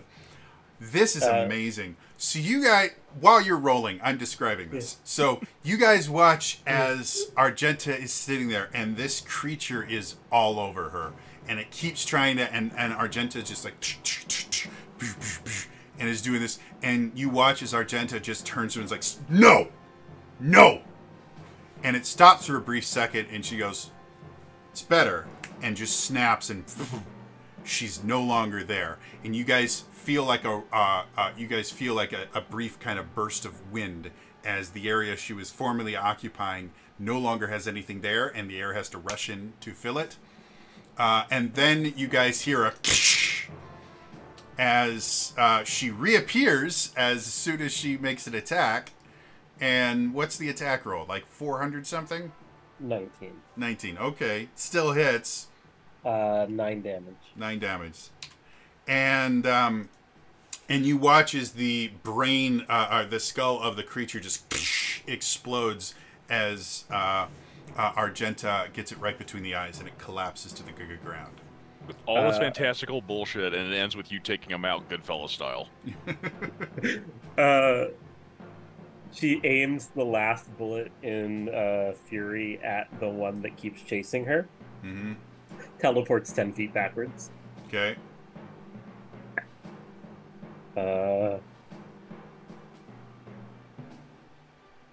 Why am I rolling with advantage? I don't have that right now. Plus 8, so 18. Definitely hits. Go and roll damage. For 10 Oh, damage. interesting. All right, so you fire the last bolt, and you can feel that Fury is currently empty as it lodges in the creature's shoulder. Anything Then, else you want to do? because I attack 2 different creatures, I get a third attack. I reload Fury and run 40 feet backwards.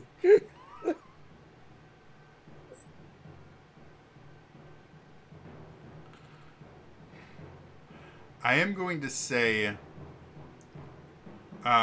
it does say that the attack needs to be made against a different creature. Okay. So I'm going to say you can't reload with your bonus attack from that. Then I just run 40 feet backwards. So I'm going to rein in this nonsense slightly.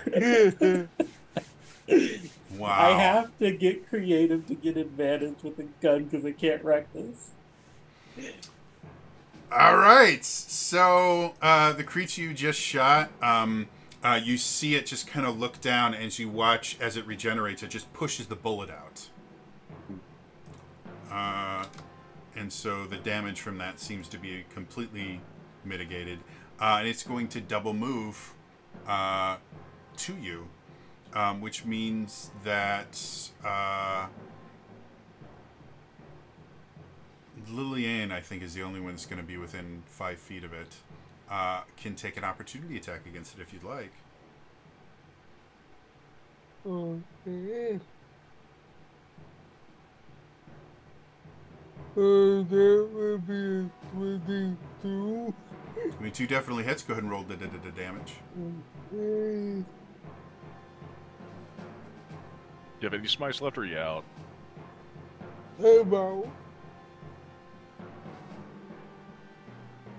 That would be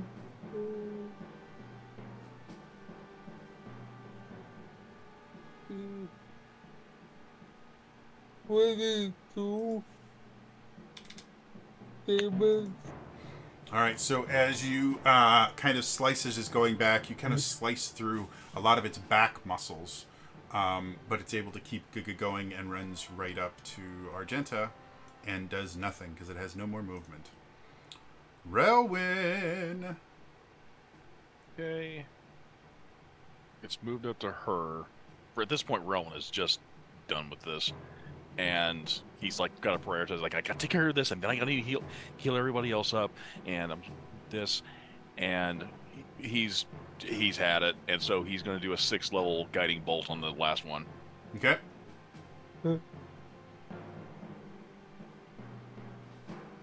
12 plus 12, 24.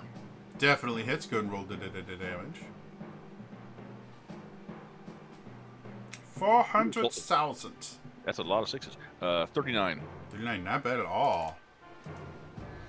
So again, you hit this creature, and you watch as, again, because you're hitting it from behind, you watch as large portions of the flesh on its back just kind of melt away from the radiance, and you can see the back of its rib cage. You can see most of its spine is revealed now, and you now can see that kind of glowing battery of whatever it is from behind glowing through its rib cage. Anything else you wanted to do? I'm good. Okay, Lillian. Have advantage. I will. Do I have to move at all? The creature's now 60 feet away from you because 10 plus 10 from teleportation and then another 40 meant that Argenta was 60 feet away.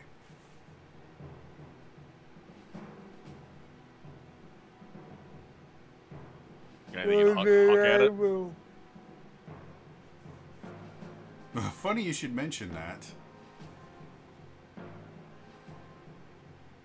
I will. I'll have that then. Okay. So you guys watch as Lillian just kind of shoulders down and runs forward with her sword drawn and is able to get up to the creature, but is unable to do anything else. And that brings us to Vala.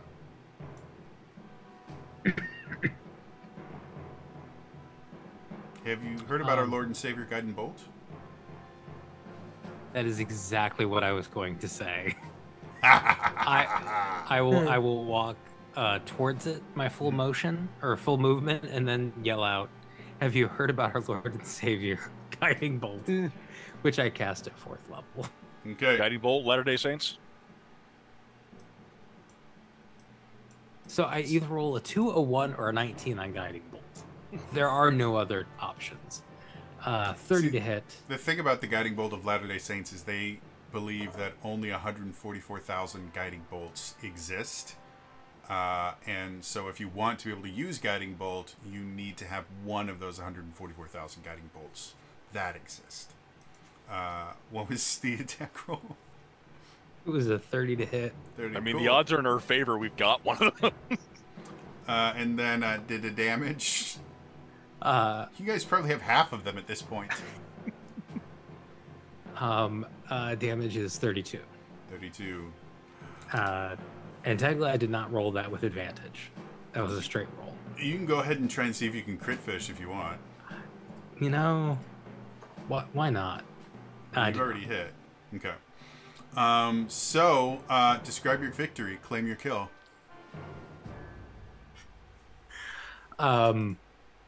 Yeah, I will just walk very slowly up to it, yell out,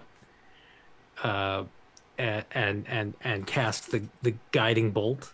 I am using one of my, or no, I'm using a bard slot. So I use the dagger of the piercing flame, and it just it lights it up, and it just, there's a flash, and then there's just a glowing spot where it was, and just fades. Okay, so you guys watch as Vala, who is over this, like, is just like, okay, let's come on, let's finish this up, guys. We've got another scene to set up. Lighting, go ahead and just go ahead and start doing getting everything set up. We'll finish this real quick, and Vala just kind of walks gradually over as the rest of you guys are like, cheer, cheer, cheer, cheer. Vala just like, okay. Blue particle cannon's full. Red particle cannon's full. Why don't you throw that at them? And finally just comes up. And do you envision yourself like stabbing it and then, or are you still shooting it from a range? Still shooting it from a range. And so as you get within about 10 feet, you just kind of, boom. And you watch, Liliane, you're watching as this thing just keeps swinging at Argenta. And Argenta, you're sitting there dodging and blocking. And suddenly you watch as the light in its eyes gets brighter and brighter. And the whole creature just kind of glows with light. And then a little pile of dust hits the ground.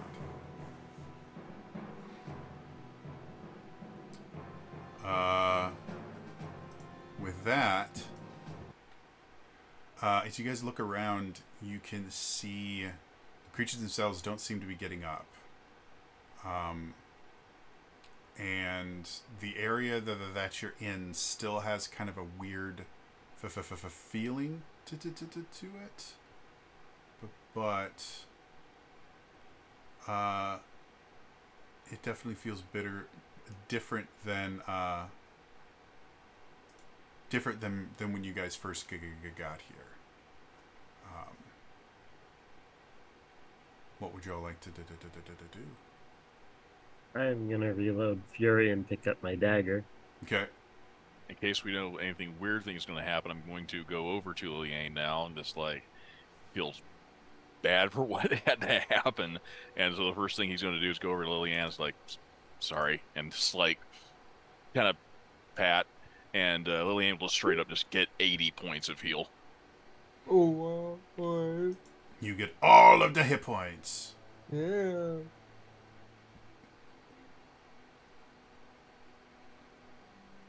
What would the rest of you like to do?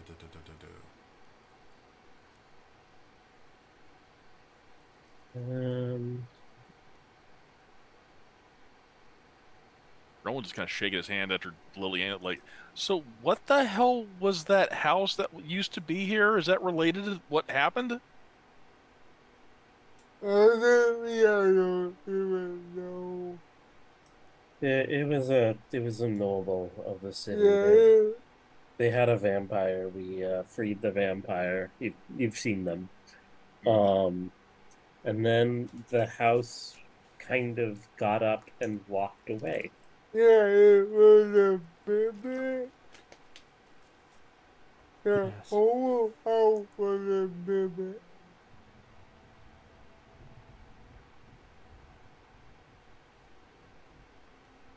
And then after the house left, the Dark Lord showed up.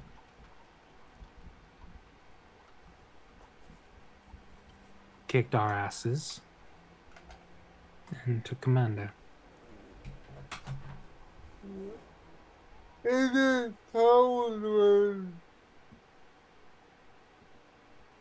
bad because we basically taken each other big deal.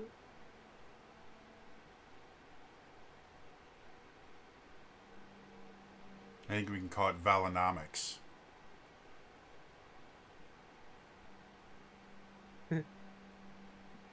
Listen, if we can have Bidenomics, we totally get Valonomics. Sorry.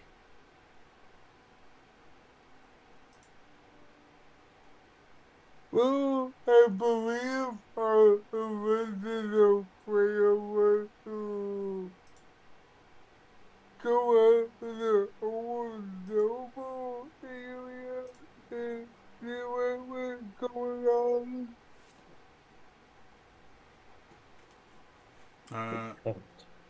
Yeah, I mean, as far as you guys can tell, the area that used to be where this house was has now been converted into this graveyard. And like the very most top portion of it looks gray, but you scrape that off and it's like the most verdant soil ever Yeah. underneath. Just for the record, Jody, I cure wounds myself at second level, drink a greater, and then a normal healing potion. Okay, cool. Is So- mimic Yeah. poop like really good fertilizer? It's a great idea. I'd never thought of. And the corpses of the creatures are still here as well, if you want to examine those. They haven't, other than the one that Vala turned into dust. The rest of them are still here. I will examine them. Okay. Grelwin will definitely do a medical examination, see if there's anything you can glean from that. Sure. Go ahead and I make me a mean- medicine check. I'm also a ranger with a speck of undead, so I'll help whoever. Okay.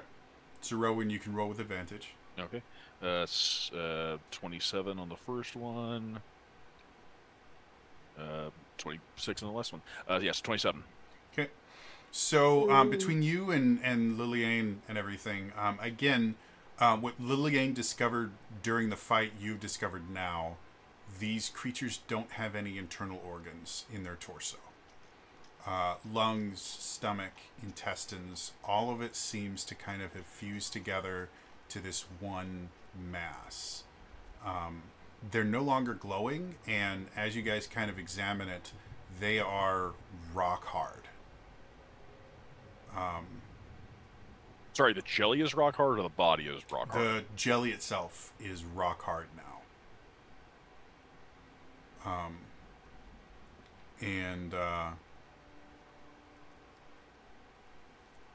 the bodies themselves look remarkably good for what has happened to them. Like, they still have all their wounds and stuff like that, but having dealt with undead a fairly large amount, both of you guys, normally, like, when you kill an undead, since it's already a decaying body, killing it, they smell awful. The decay that was prevented by the necrotic energy starts kind of rapidly progressing, and it's just unpleasant. these look like, not only do they not look like undead, they barely look like they are dead. Like the skin still has color to it. Rigor mortis hasn't set in or anything like that. Well, that would be very quick. Looking at these the things, you would almost like, they almost look like these creatures are just sleeping, as opposed to being fully dead. But there's no, their chests aren't rising and falling. There's nothing that would indicate there's any life in them left. But their bodies look remarkably well preserved.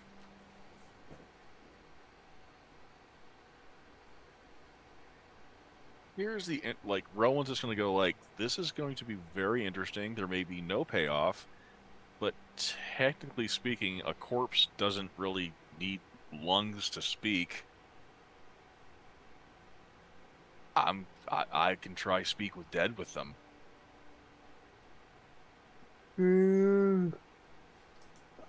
Yeah. What are you thinking about? I'm sorry, what was that? What are you thinking of? Oh.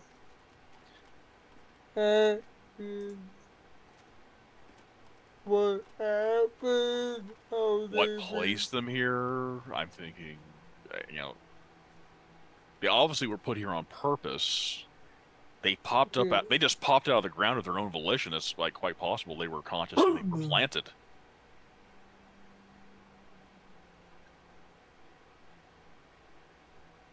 I think the melee, since I have to be the one asking the questions, I think anyone else could just spitball questions if they can think of anything else.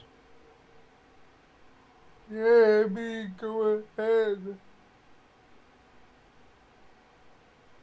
Rowan will go to the one that's like, you know, the one that doesn't look like extremely messed up. Like, as long as there's like a mouth, head, body, the most intact one he'll go to, and he'll cast Speak with Dead. Okay. Choose even or odd. Odds. Okay. All right. So, as you sit here and you focus on the spell,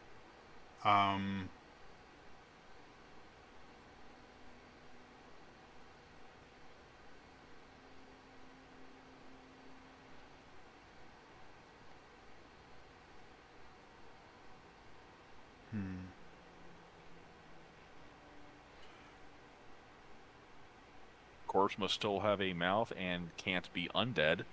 Yeah, no, that's not what I'm... Yeah. Well, I get why you're pondering.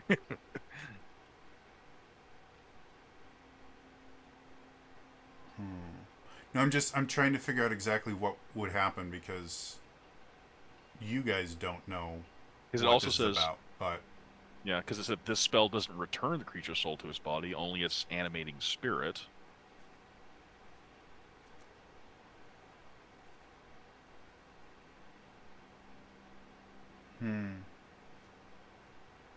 So, as you sit here and you focus on the... As you focus on the creature, it doesn't work. And as you're sitting here trying to figure out why, you suddenly realize that these creatures are not humanoids. They are constructs. And it seems that despite the fact that they were able to get up and move and the things like that,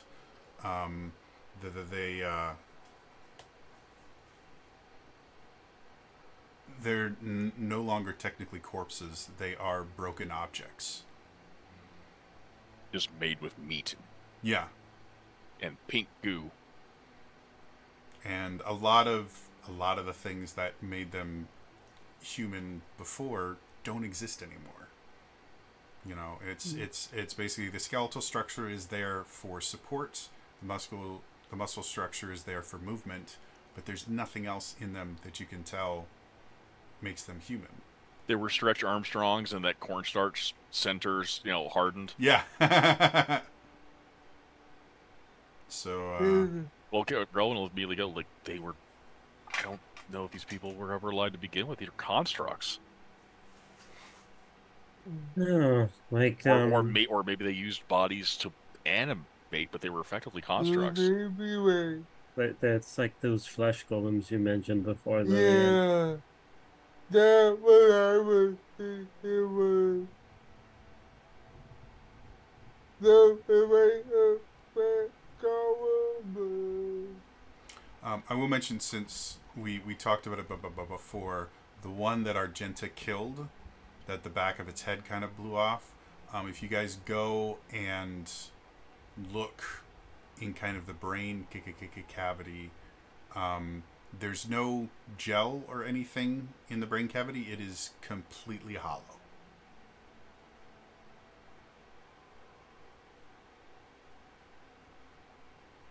Not even, like, hardened goo. Yeah, nothing is in it. I am curious. What's the one that looks physically the most intact? Uh, Well, the one I went to. Probably the one that you massacred with your dagger, the first one that you killed. Okay. That would probably be the one that's probably the most intact, because all it's missing is most of its stomach. I potentially could repair the physical damage. I just look at you, see your reactions to that. I don't know what it would do. What the inner workings are what solidified. Yeah. I also have mending. I don't know necessarily that'll do what needs to be done. Yeah, so I just don't know what these are. Also, these things, they don't appear to be able to talk. No. I mean, they make grunts and Yeah. things, but they weren't talking to us. Would I be familiar with anything like that? No, and that in and of itself is surprising. Again, being an Order of the Ghost Hunters, you have studied aspects of undead and necromancy that haven't been used in millennia.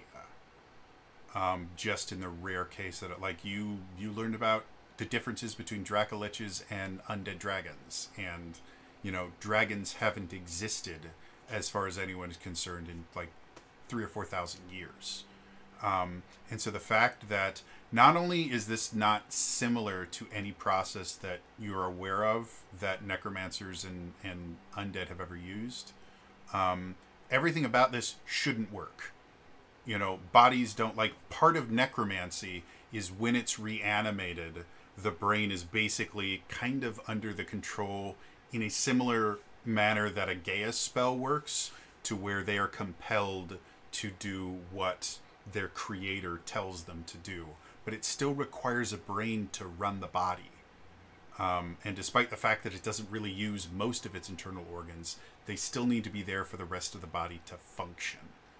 And yeah, these don't have brains. They don't have internal organs. Nothing about this should work. Even with flesh golems, they need to have kind of a magical construct of a brain in order to function correctly. So, go ahead. I'm going to take out one of my non-magical daggers, because I don't want this frosting over. I'm going to try, because this one's cut open in the middle, and try and remove that central thing. So you can, with a dagger, you can remove most of the flesh. However, it is so large that unless you, like, crack the rib cage open, there's no possible way that you get out this stone. That was kind of the plan. Okay. Well, cracking the rib cage is going to take a little bit more than what a dagger can do, especially since the bones. I do have a hand axe. Okay. So the hand axe, you think you can pull it off. It's going to be a little difficult. I do need a strength athletics check from you. Can I help maybe with pull it by a water or using a sword? Sure. Poison? Sure. Go ahead and make your check with advantage, Argenta. Okay. 32. Yeah. So, as you sit there kind of hacking and stuff like that, it looks a little bit brutal, despite the fact that these are not humans or living beings or anything like that. They still look like them. It's like uncanny valley corpses. Yeah. Nothing worse than orthopedic surgery. Yeah. Yeah. And so, yeah, you're able to kind of hack open the rib cage, and you're able to get this thing. And the first thing that you notice about it, it is heavy. This stuff is denser than lead. And these are they're medium creatures, so they're roughly about like 5'10", 6 foot around there. Like they're decent sized corpses, and this thing took up basically the entirety of their chest, or like the entirety of their torso. So it is this like massive, a good like 2.5. Yeah. it's easily like 50 or 60 pounds. So she kind of like lifts it up and braces herself for a moment, not expecting it before settling. It's heavy. Looking at because like when you basically did the kind of a rib spread thing, I don't know if you need me to roll again or not, Jody, between that and the medicine check. This is a construct. Does it look like kind of like, how to put this, like the ribs were, I don't think the ribs would look natural. I'm guessing something like grown. So you, as far as you can tell, first things first, there's nothing that would indicate that the ribs have ever been spread before. So they look intact. And as you pull them out, it looks like, because you can see impressions from the ribs on the stone. So it looks like the stone thing on the inside grew inside of them and spread out until it could no longer spread. Well, it filled the cavity. Effectively, yes.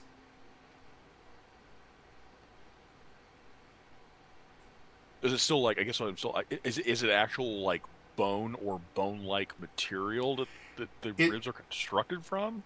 It looks like bone, but it is very, very thick bone. Yeah, because I remember, because I think you said the descriptor, it's also like they look like asleep. It's like, so you said they were like incredibly squishy. Yeah, I don't know if they're still squishy or not. Yeah, the skin itself looks like they just died like minutes ago, and they died healthy minutes ago.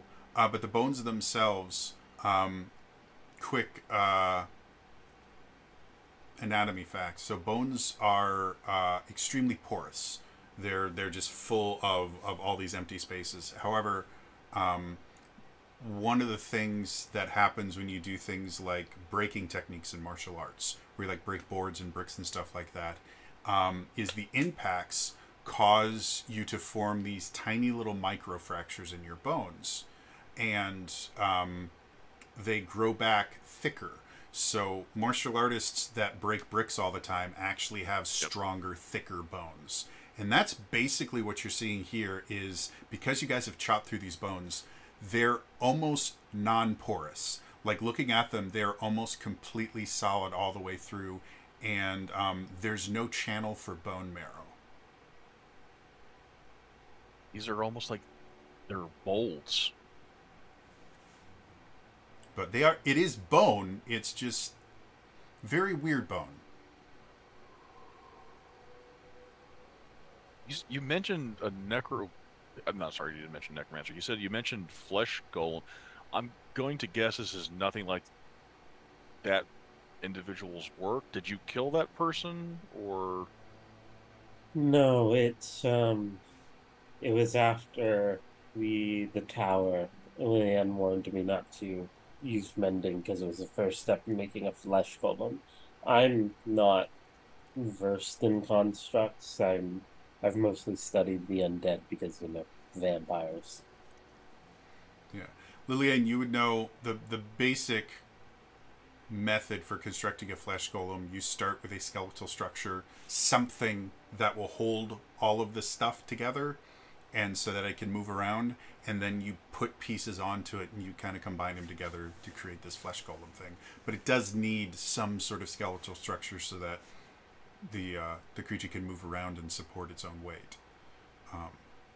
But yeah, they use real bones for that. Like they use real body parts, and the bones themselves, because of the damage done to them. Because generally you're taking different bits of different people and putting them together. Frankenstein.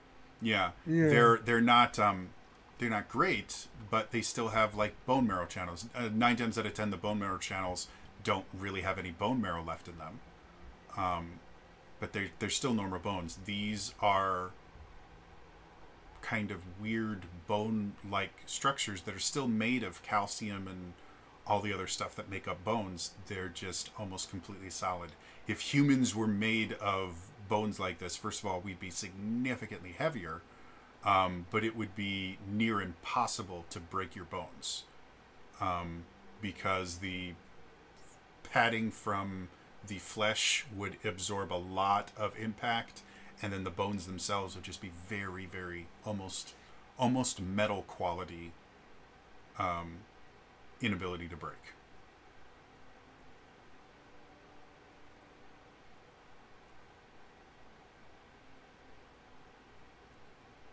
I guess the only other I don't. Lillian, I don't know if that thing you do. Can your psychometry be applicable to this? We ain't just quiet. See what happens. Um, I will find kind of this week I close out this one. I'll find one that isn't quite as closed up. It's in less pieces. Yeah, and Gotcha. I'll try to take comment with that one. Sure. So, Um, if I remember correctly, Grim Psychometry either works on an object or an area, right?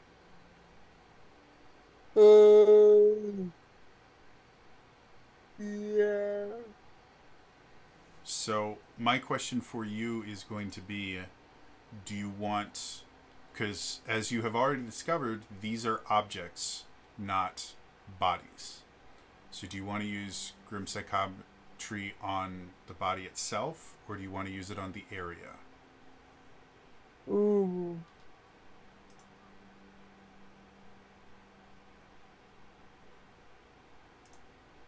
I mean, someone's clearly done something to the area. I just don't know if they would be present. I will do it on the object.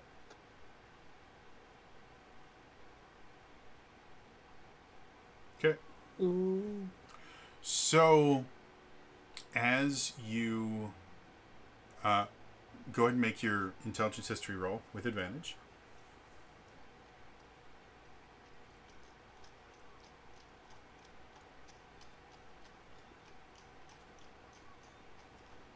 Okay. 23. Okay. So as you kind of focus on this object that is remarkably body shaped, you're kind of taken into your mind's eye. And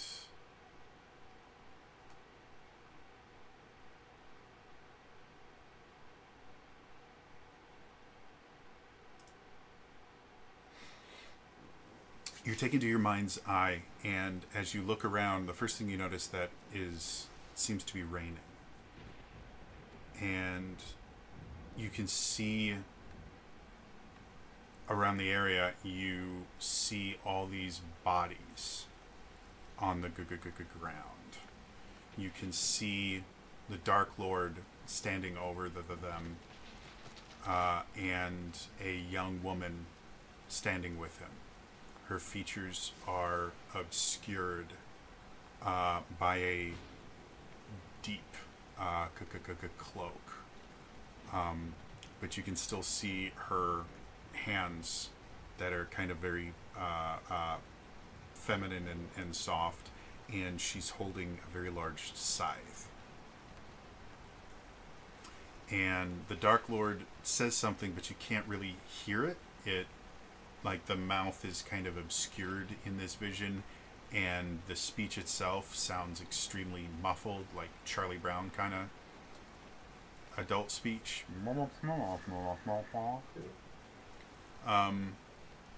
But you see the cloaked figure kind of go over and use the scythe to kind of turn one of the bodies over. And she looks at it, looks back at the Dark Lord. And the Dark Lord kind of crosses his arms and seems upset for a moment.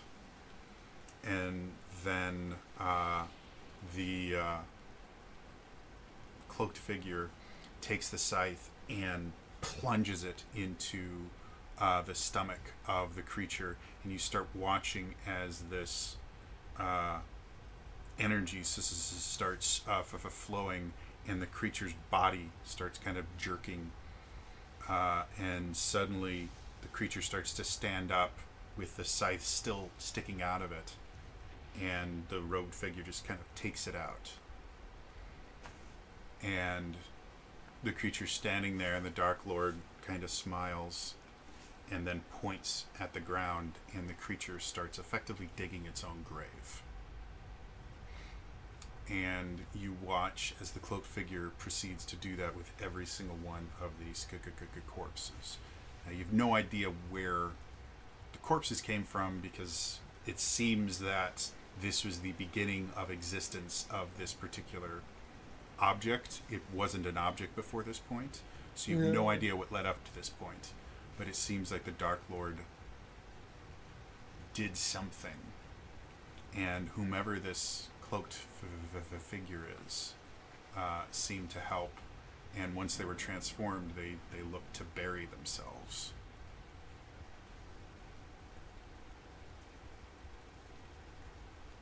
And then you are taken back to where you were.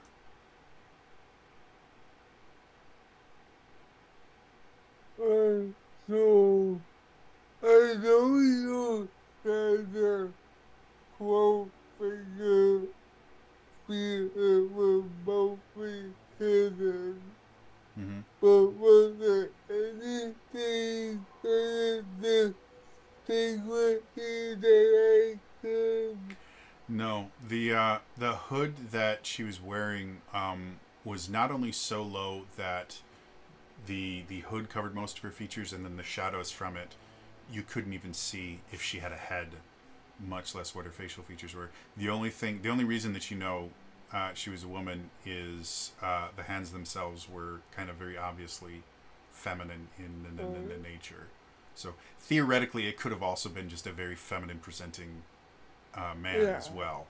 But she was significantly shorter than the Dark Lord. And the Dark Lord himself is about 5'11", 6 foot.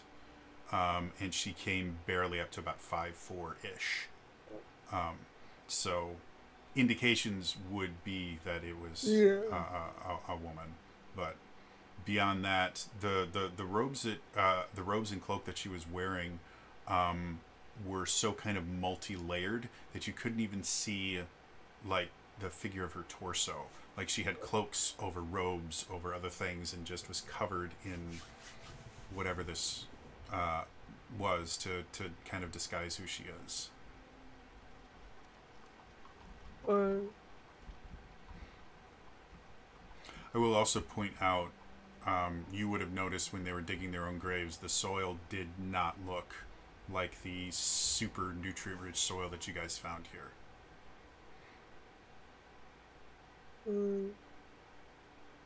Did I see anything with about that? I visited that was like a normal guy. I mean, it was raining, so you know there wasn't a whole lot that you could see, and because of how the grim psychometry works, you can only see the direct area around, so you couldn't technically even see the sky because it was just too far away. You can only see kind of the immediate area around the object. So I was just why would I stop to everyone and say, hey, I have a feeling that we might find it won't figure around here. I mean, it would be that she would be nearby with what time that we. So Jody, if the soil didn't look like it looks like now, what Argenta's gonna do is I know that most of them kind of bursted out of the soil, but there's one that we dug out, and because she's proficient with nature and she's a ranger, so where it was laying down, she kind of wants to see if there was a sign that it was spreading the nutrients out. Like compare the soil from the surface that's bad to the soil that's like a little bit down to the soil that was directly under it, stuff like that. Go ahead and make me a nature check. All right. I'll give you advantage on this. Thank you. 24. Yeah, so other than the very bit of topsoil being kind of shit soil, there's everything around it is so kind of nutrient rich that there really isn't a way for you to kind of compare it. So what you actually have to do is you start just going further and further away from the graves and digging down a little bit to see if the soil is changing. And after you get probably about 500 to 600 feet away, you start noticing that the quality of the soil starts to degrade. But even 500 feet away, it's still really good soil. Like you could still grow really good crops out of it. Doing some quick kind of just mental math, you think probably at least 1,000 to 2,000 feet around this area, and probably going all the way 2,000 feet down until you start getting into like bedrock and stuff that's not dirt. Is probably incredibly good soil. Argenta kind of comes back. I think the Dark Lord was doing landlordish bullshit. I think they were enriching the soil. Extracting light from everywhere else nearby. Why would he do that? Yeah. That doesn't seem like that was his goal. Well, like, I mean, it doesn't seem like that could be his goal. Well, I mean, Lillian described that the soil didn't look nice, and if I was doing like grounds work and was managing the area in which like a farm could be put into a forest, I'd say you can grow things about 1,000 to up to 2,000 feet out, and it'd be decent as long as the roots went past the surface. Right. But it starts. The soil is really nice up to about 500 feet away, and then it starts degrading. I just don't see how that could be his intent. Like Well, maybe I understand the he, byproduct, but yeah, Maybe. maybe he, I Growing don't soldiers. know, trying to grow an army of these things. But it's certainly not straightforwardly his goal, I'm assuming. I just don't know what he was doing with it. Why is he enriching the soil? I'm more interested in who the woman was with Scythe. Yeah, me too. I don't, being that I've grown up here, I don't know if I ever heard a story about a woman with a scythe, like a urban myth, folklore tale, Sure. Make stories me. like like the tax collectors Yeah. thing. Make me a history check with disadvantage. Okay, I will use my inspiration, make that a straight roll.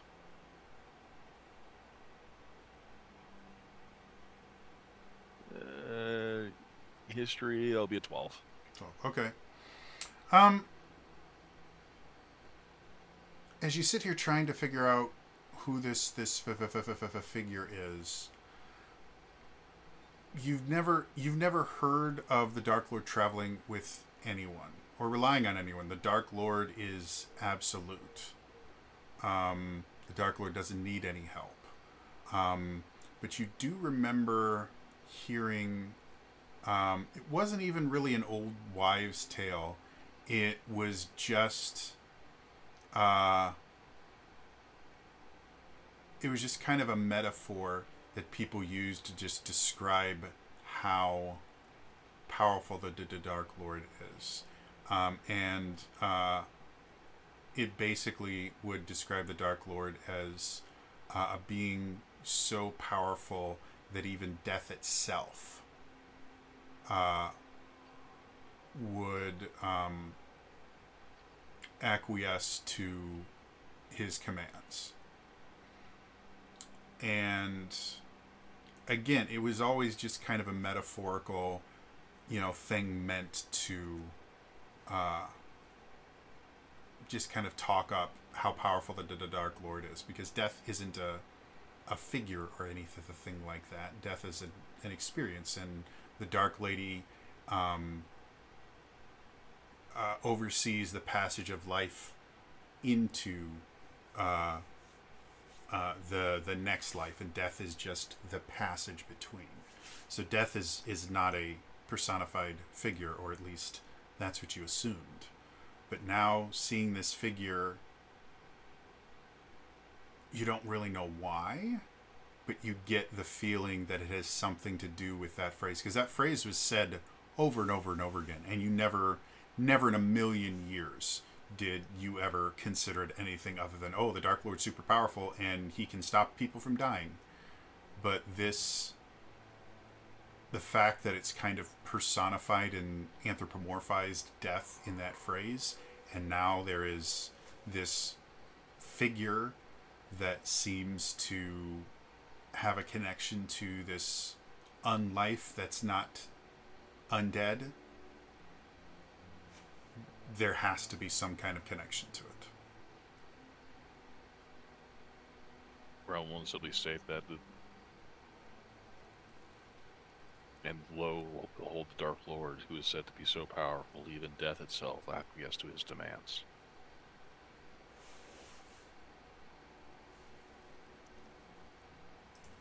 So he's been maligning the Dark Lady in that respect, into lying and deceiving people and falsely worshipping what she is. And now he has some perverted aspect of death, maligning life in his name.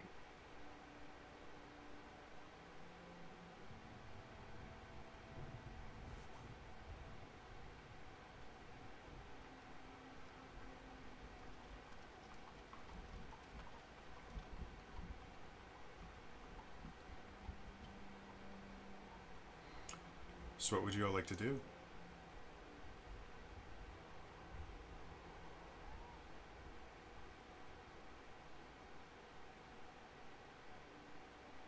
Now, just to be clear, have we cleared out the graveyard, or is there more graves? There are more graves. As far as you can tell, because you did your whole kind of sensing for undead the thing. Yeah. You believe the sources of that concentrated life energy that turned out to be these crazy kind of non-revenants. You believe that you've taken care of all of those. The rest of the graves either don't have bodies under them or they're actual bodies and not mundane graves. Yeah, they're just graves and not these strange kind of life battery monstrosity things.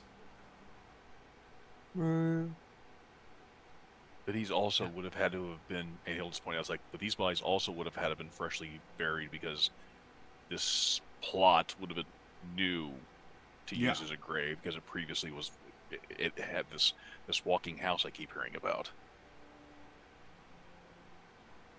These are all relatively fresh graves. Yeah. I don't know how much more of a fight I can get into right now. I don't know about the rest of you. Well, I can keep going.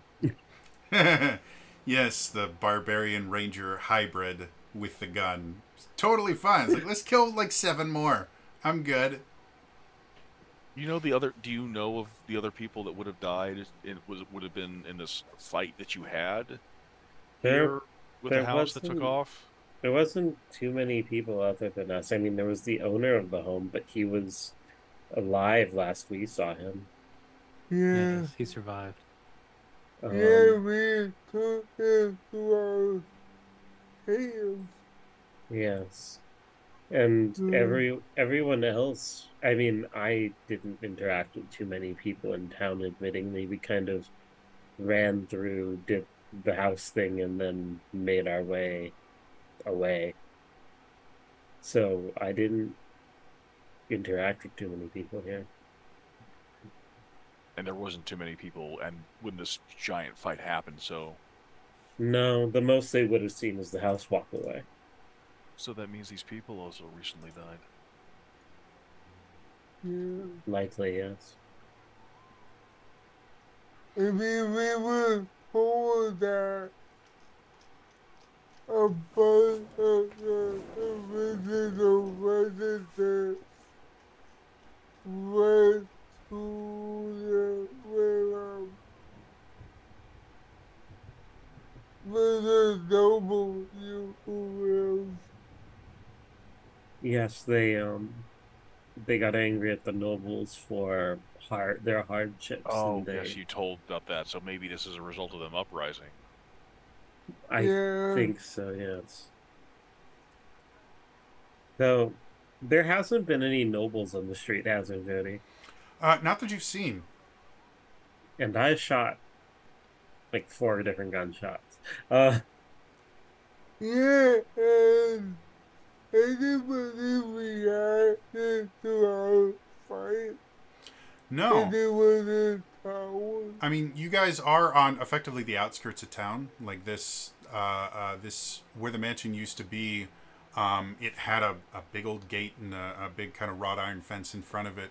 And it's on the very edge of town. But I mean, the gunshots are loud and they carry for a long distance. And you guys aren't that far away from the more populated sectors of town. Like you're probably like a 10-minute walk away from just kind of the regular people in the town. No one has looked in the direction. You don't see anyone on the streets. Nothing. Do you guys want to go to a random noble's house and see if anyone's home? That's what I thinking. I'll go to the next door neighbor. Okay. However far that is. Well, unfortunately, as you're walking over there, that is where we are going to end it for tonight. As always, if you missed any of this episode, I do upload all these to my YouTube channel. It's youtube.com/TraderJody. You can watch all, I I think we're on over 100 episodes of this particular campaign. It's nonsense. It's crazy. It's super fun.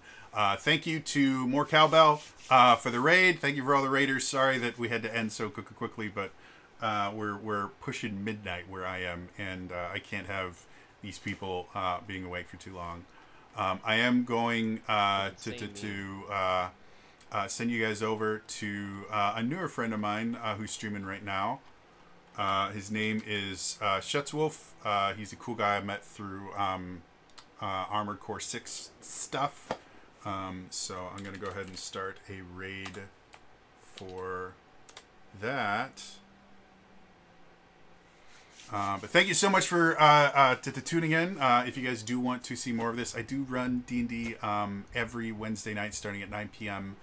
Central time, right here on the Stitcher channel. Otherwise, on Saturdays over on twitch.tv/Zelda Universe TV, I actually run a Legend of Zelda themed RPG that uses the Cipher system for Zelda Universe, and I've been running that for a little over 6 years. We are on our second campaign now, and they're doing cool stuff there. So definitely check that out. Otherwise, again, this is going to be all for me today, and I will see you guys next time. All right, bye bye.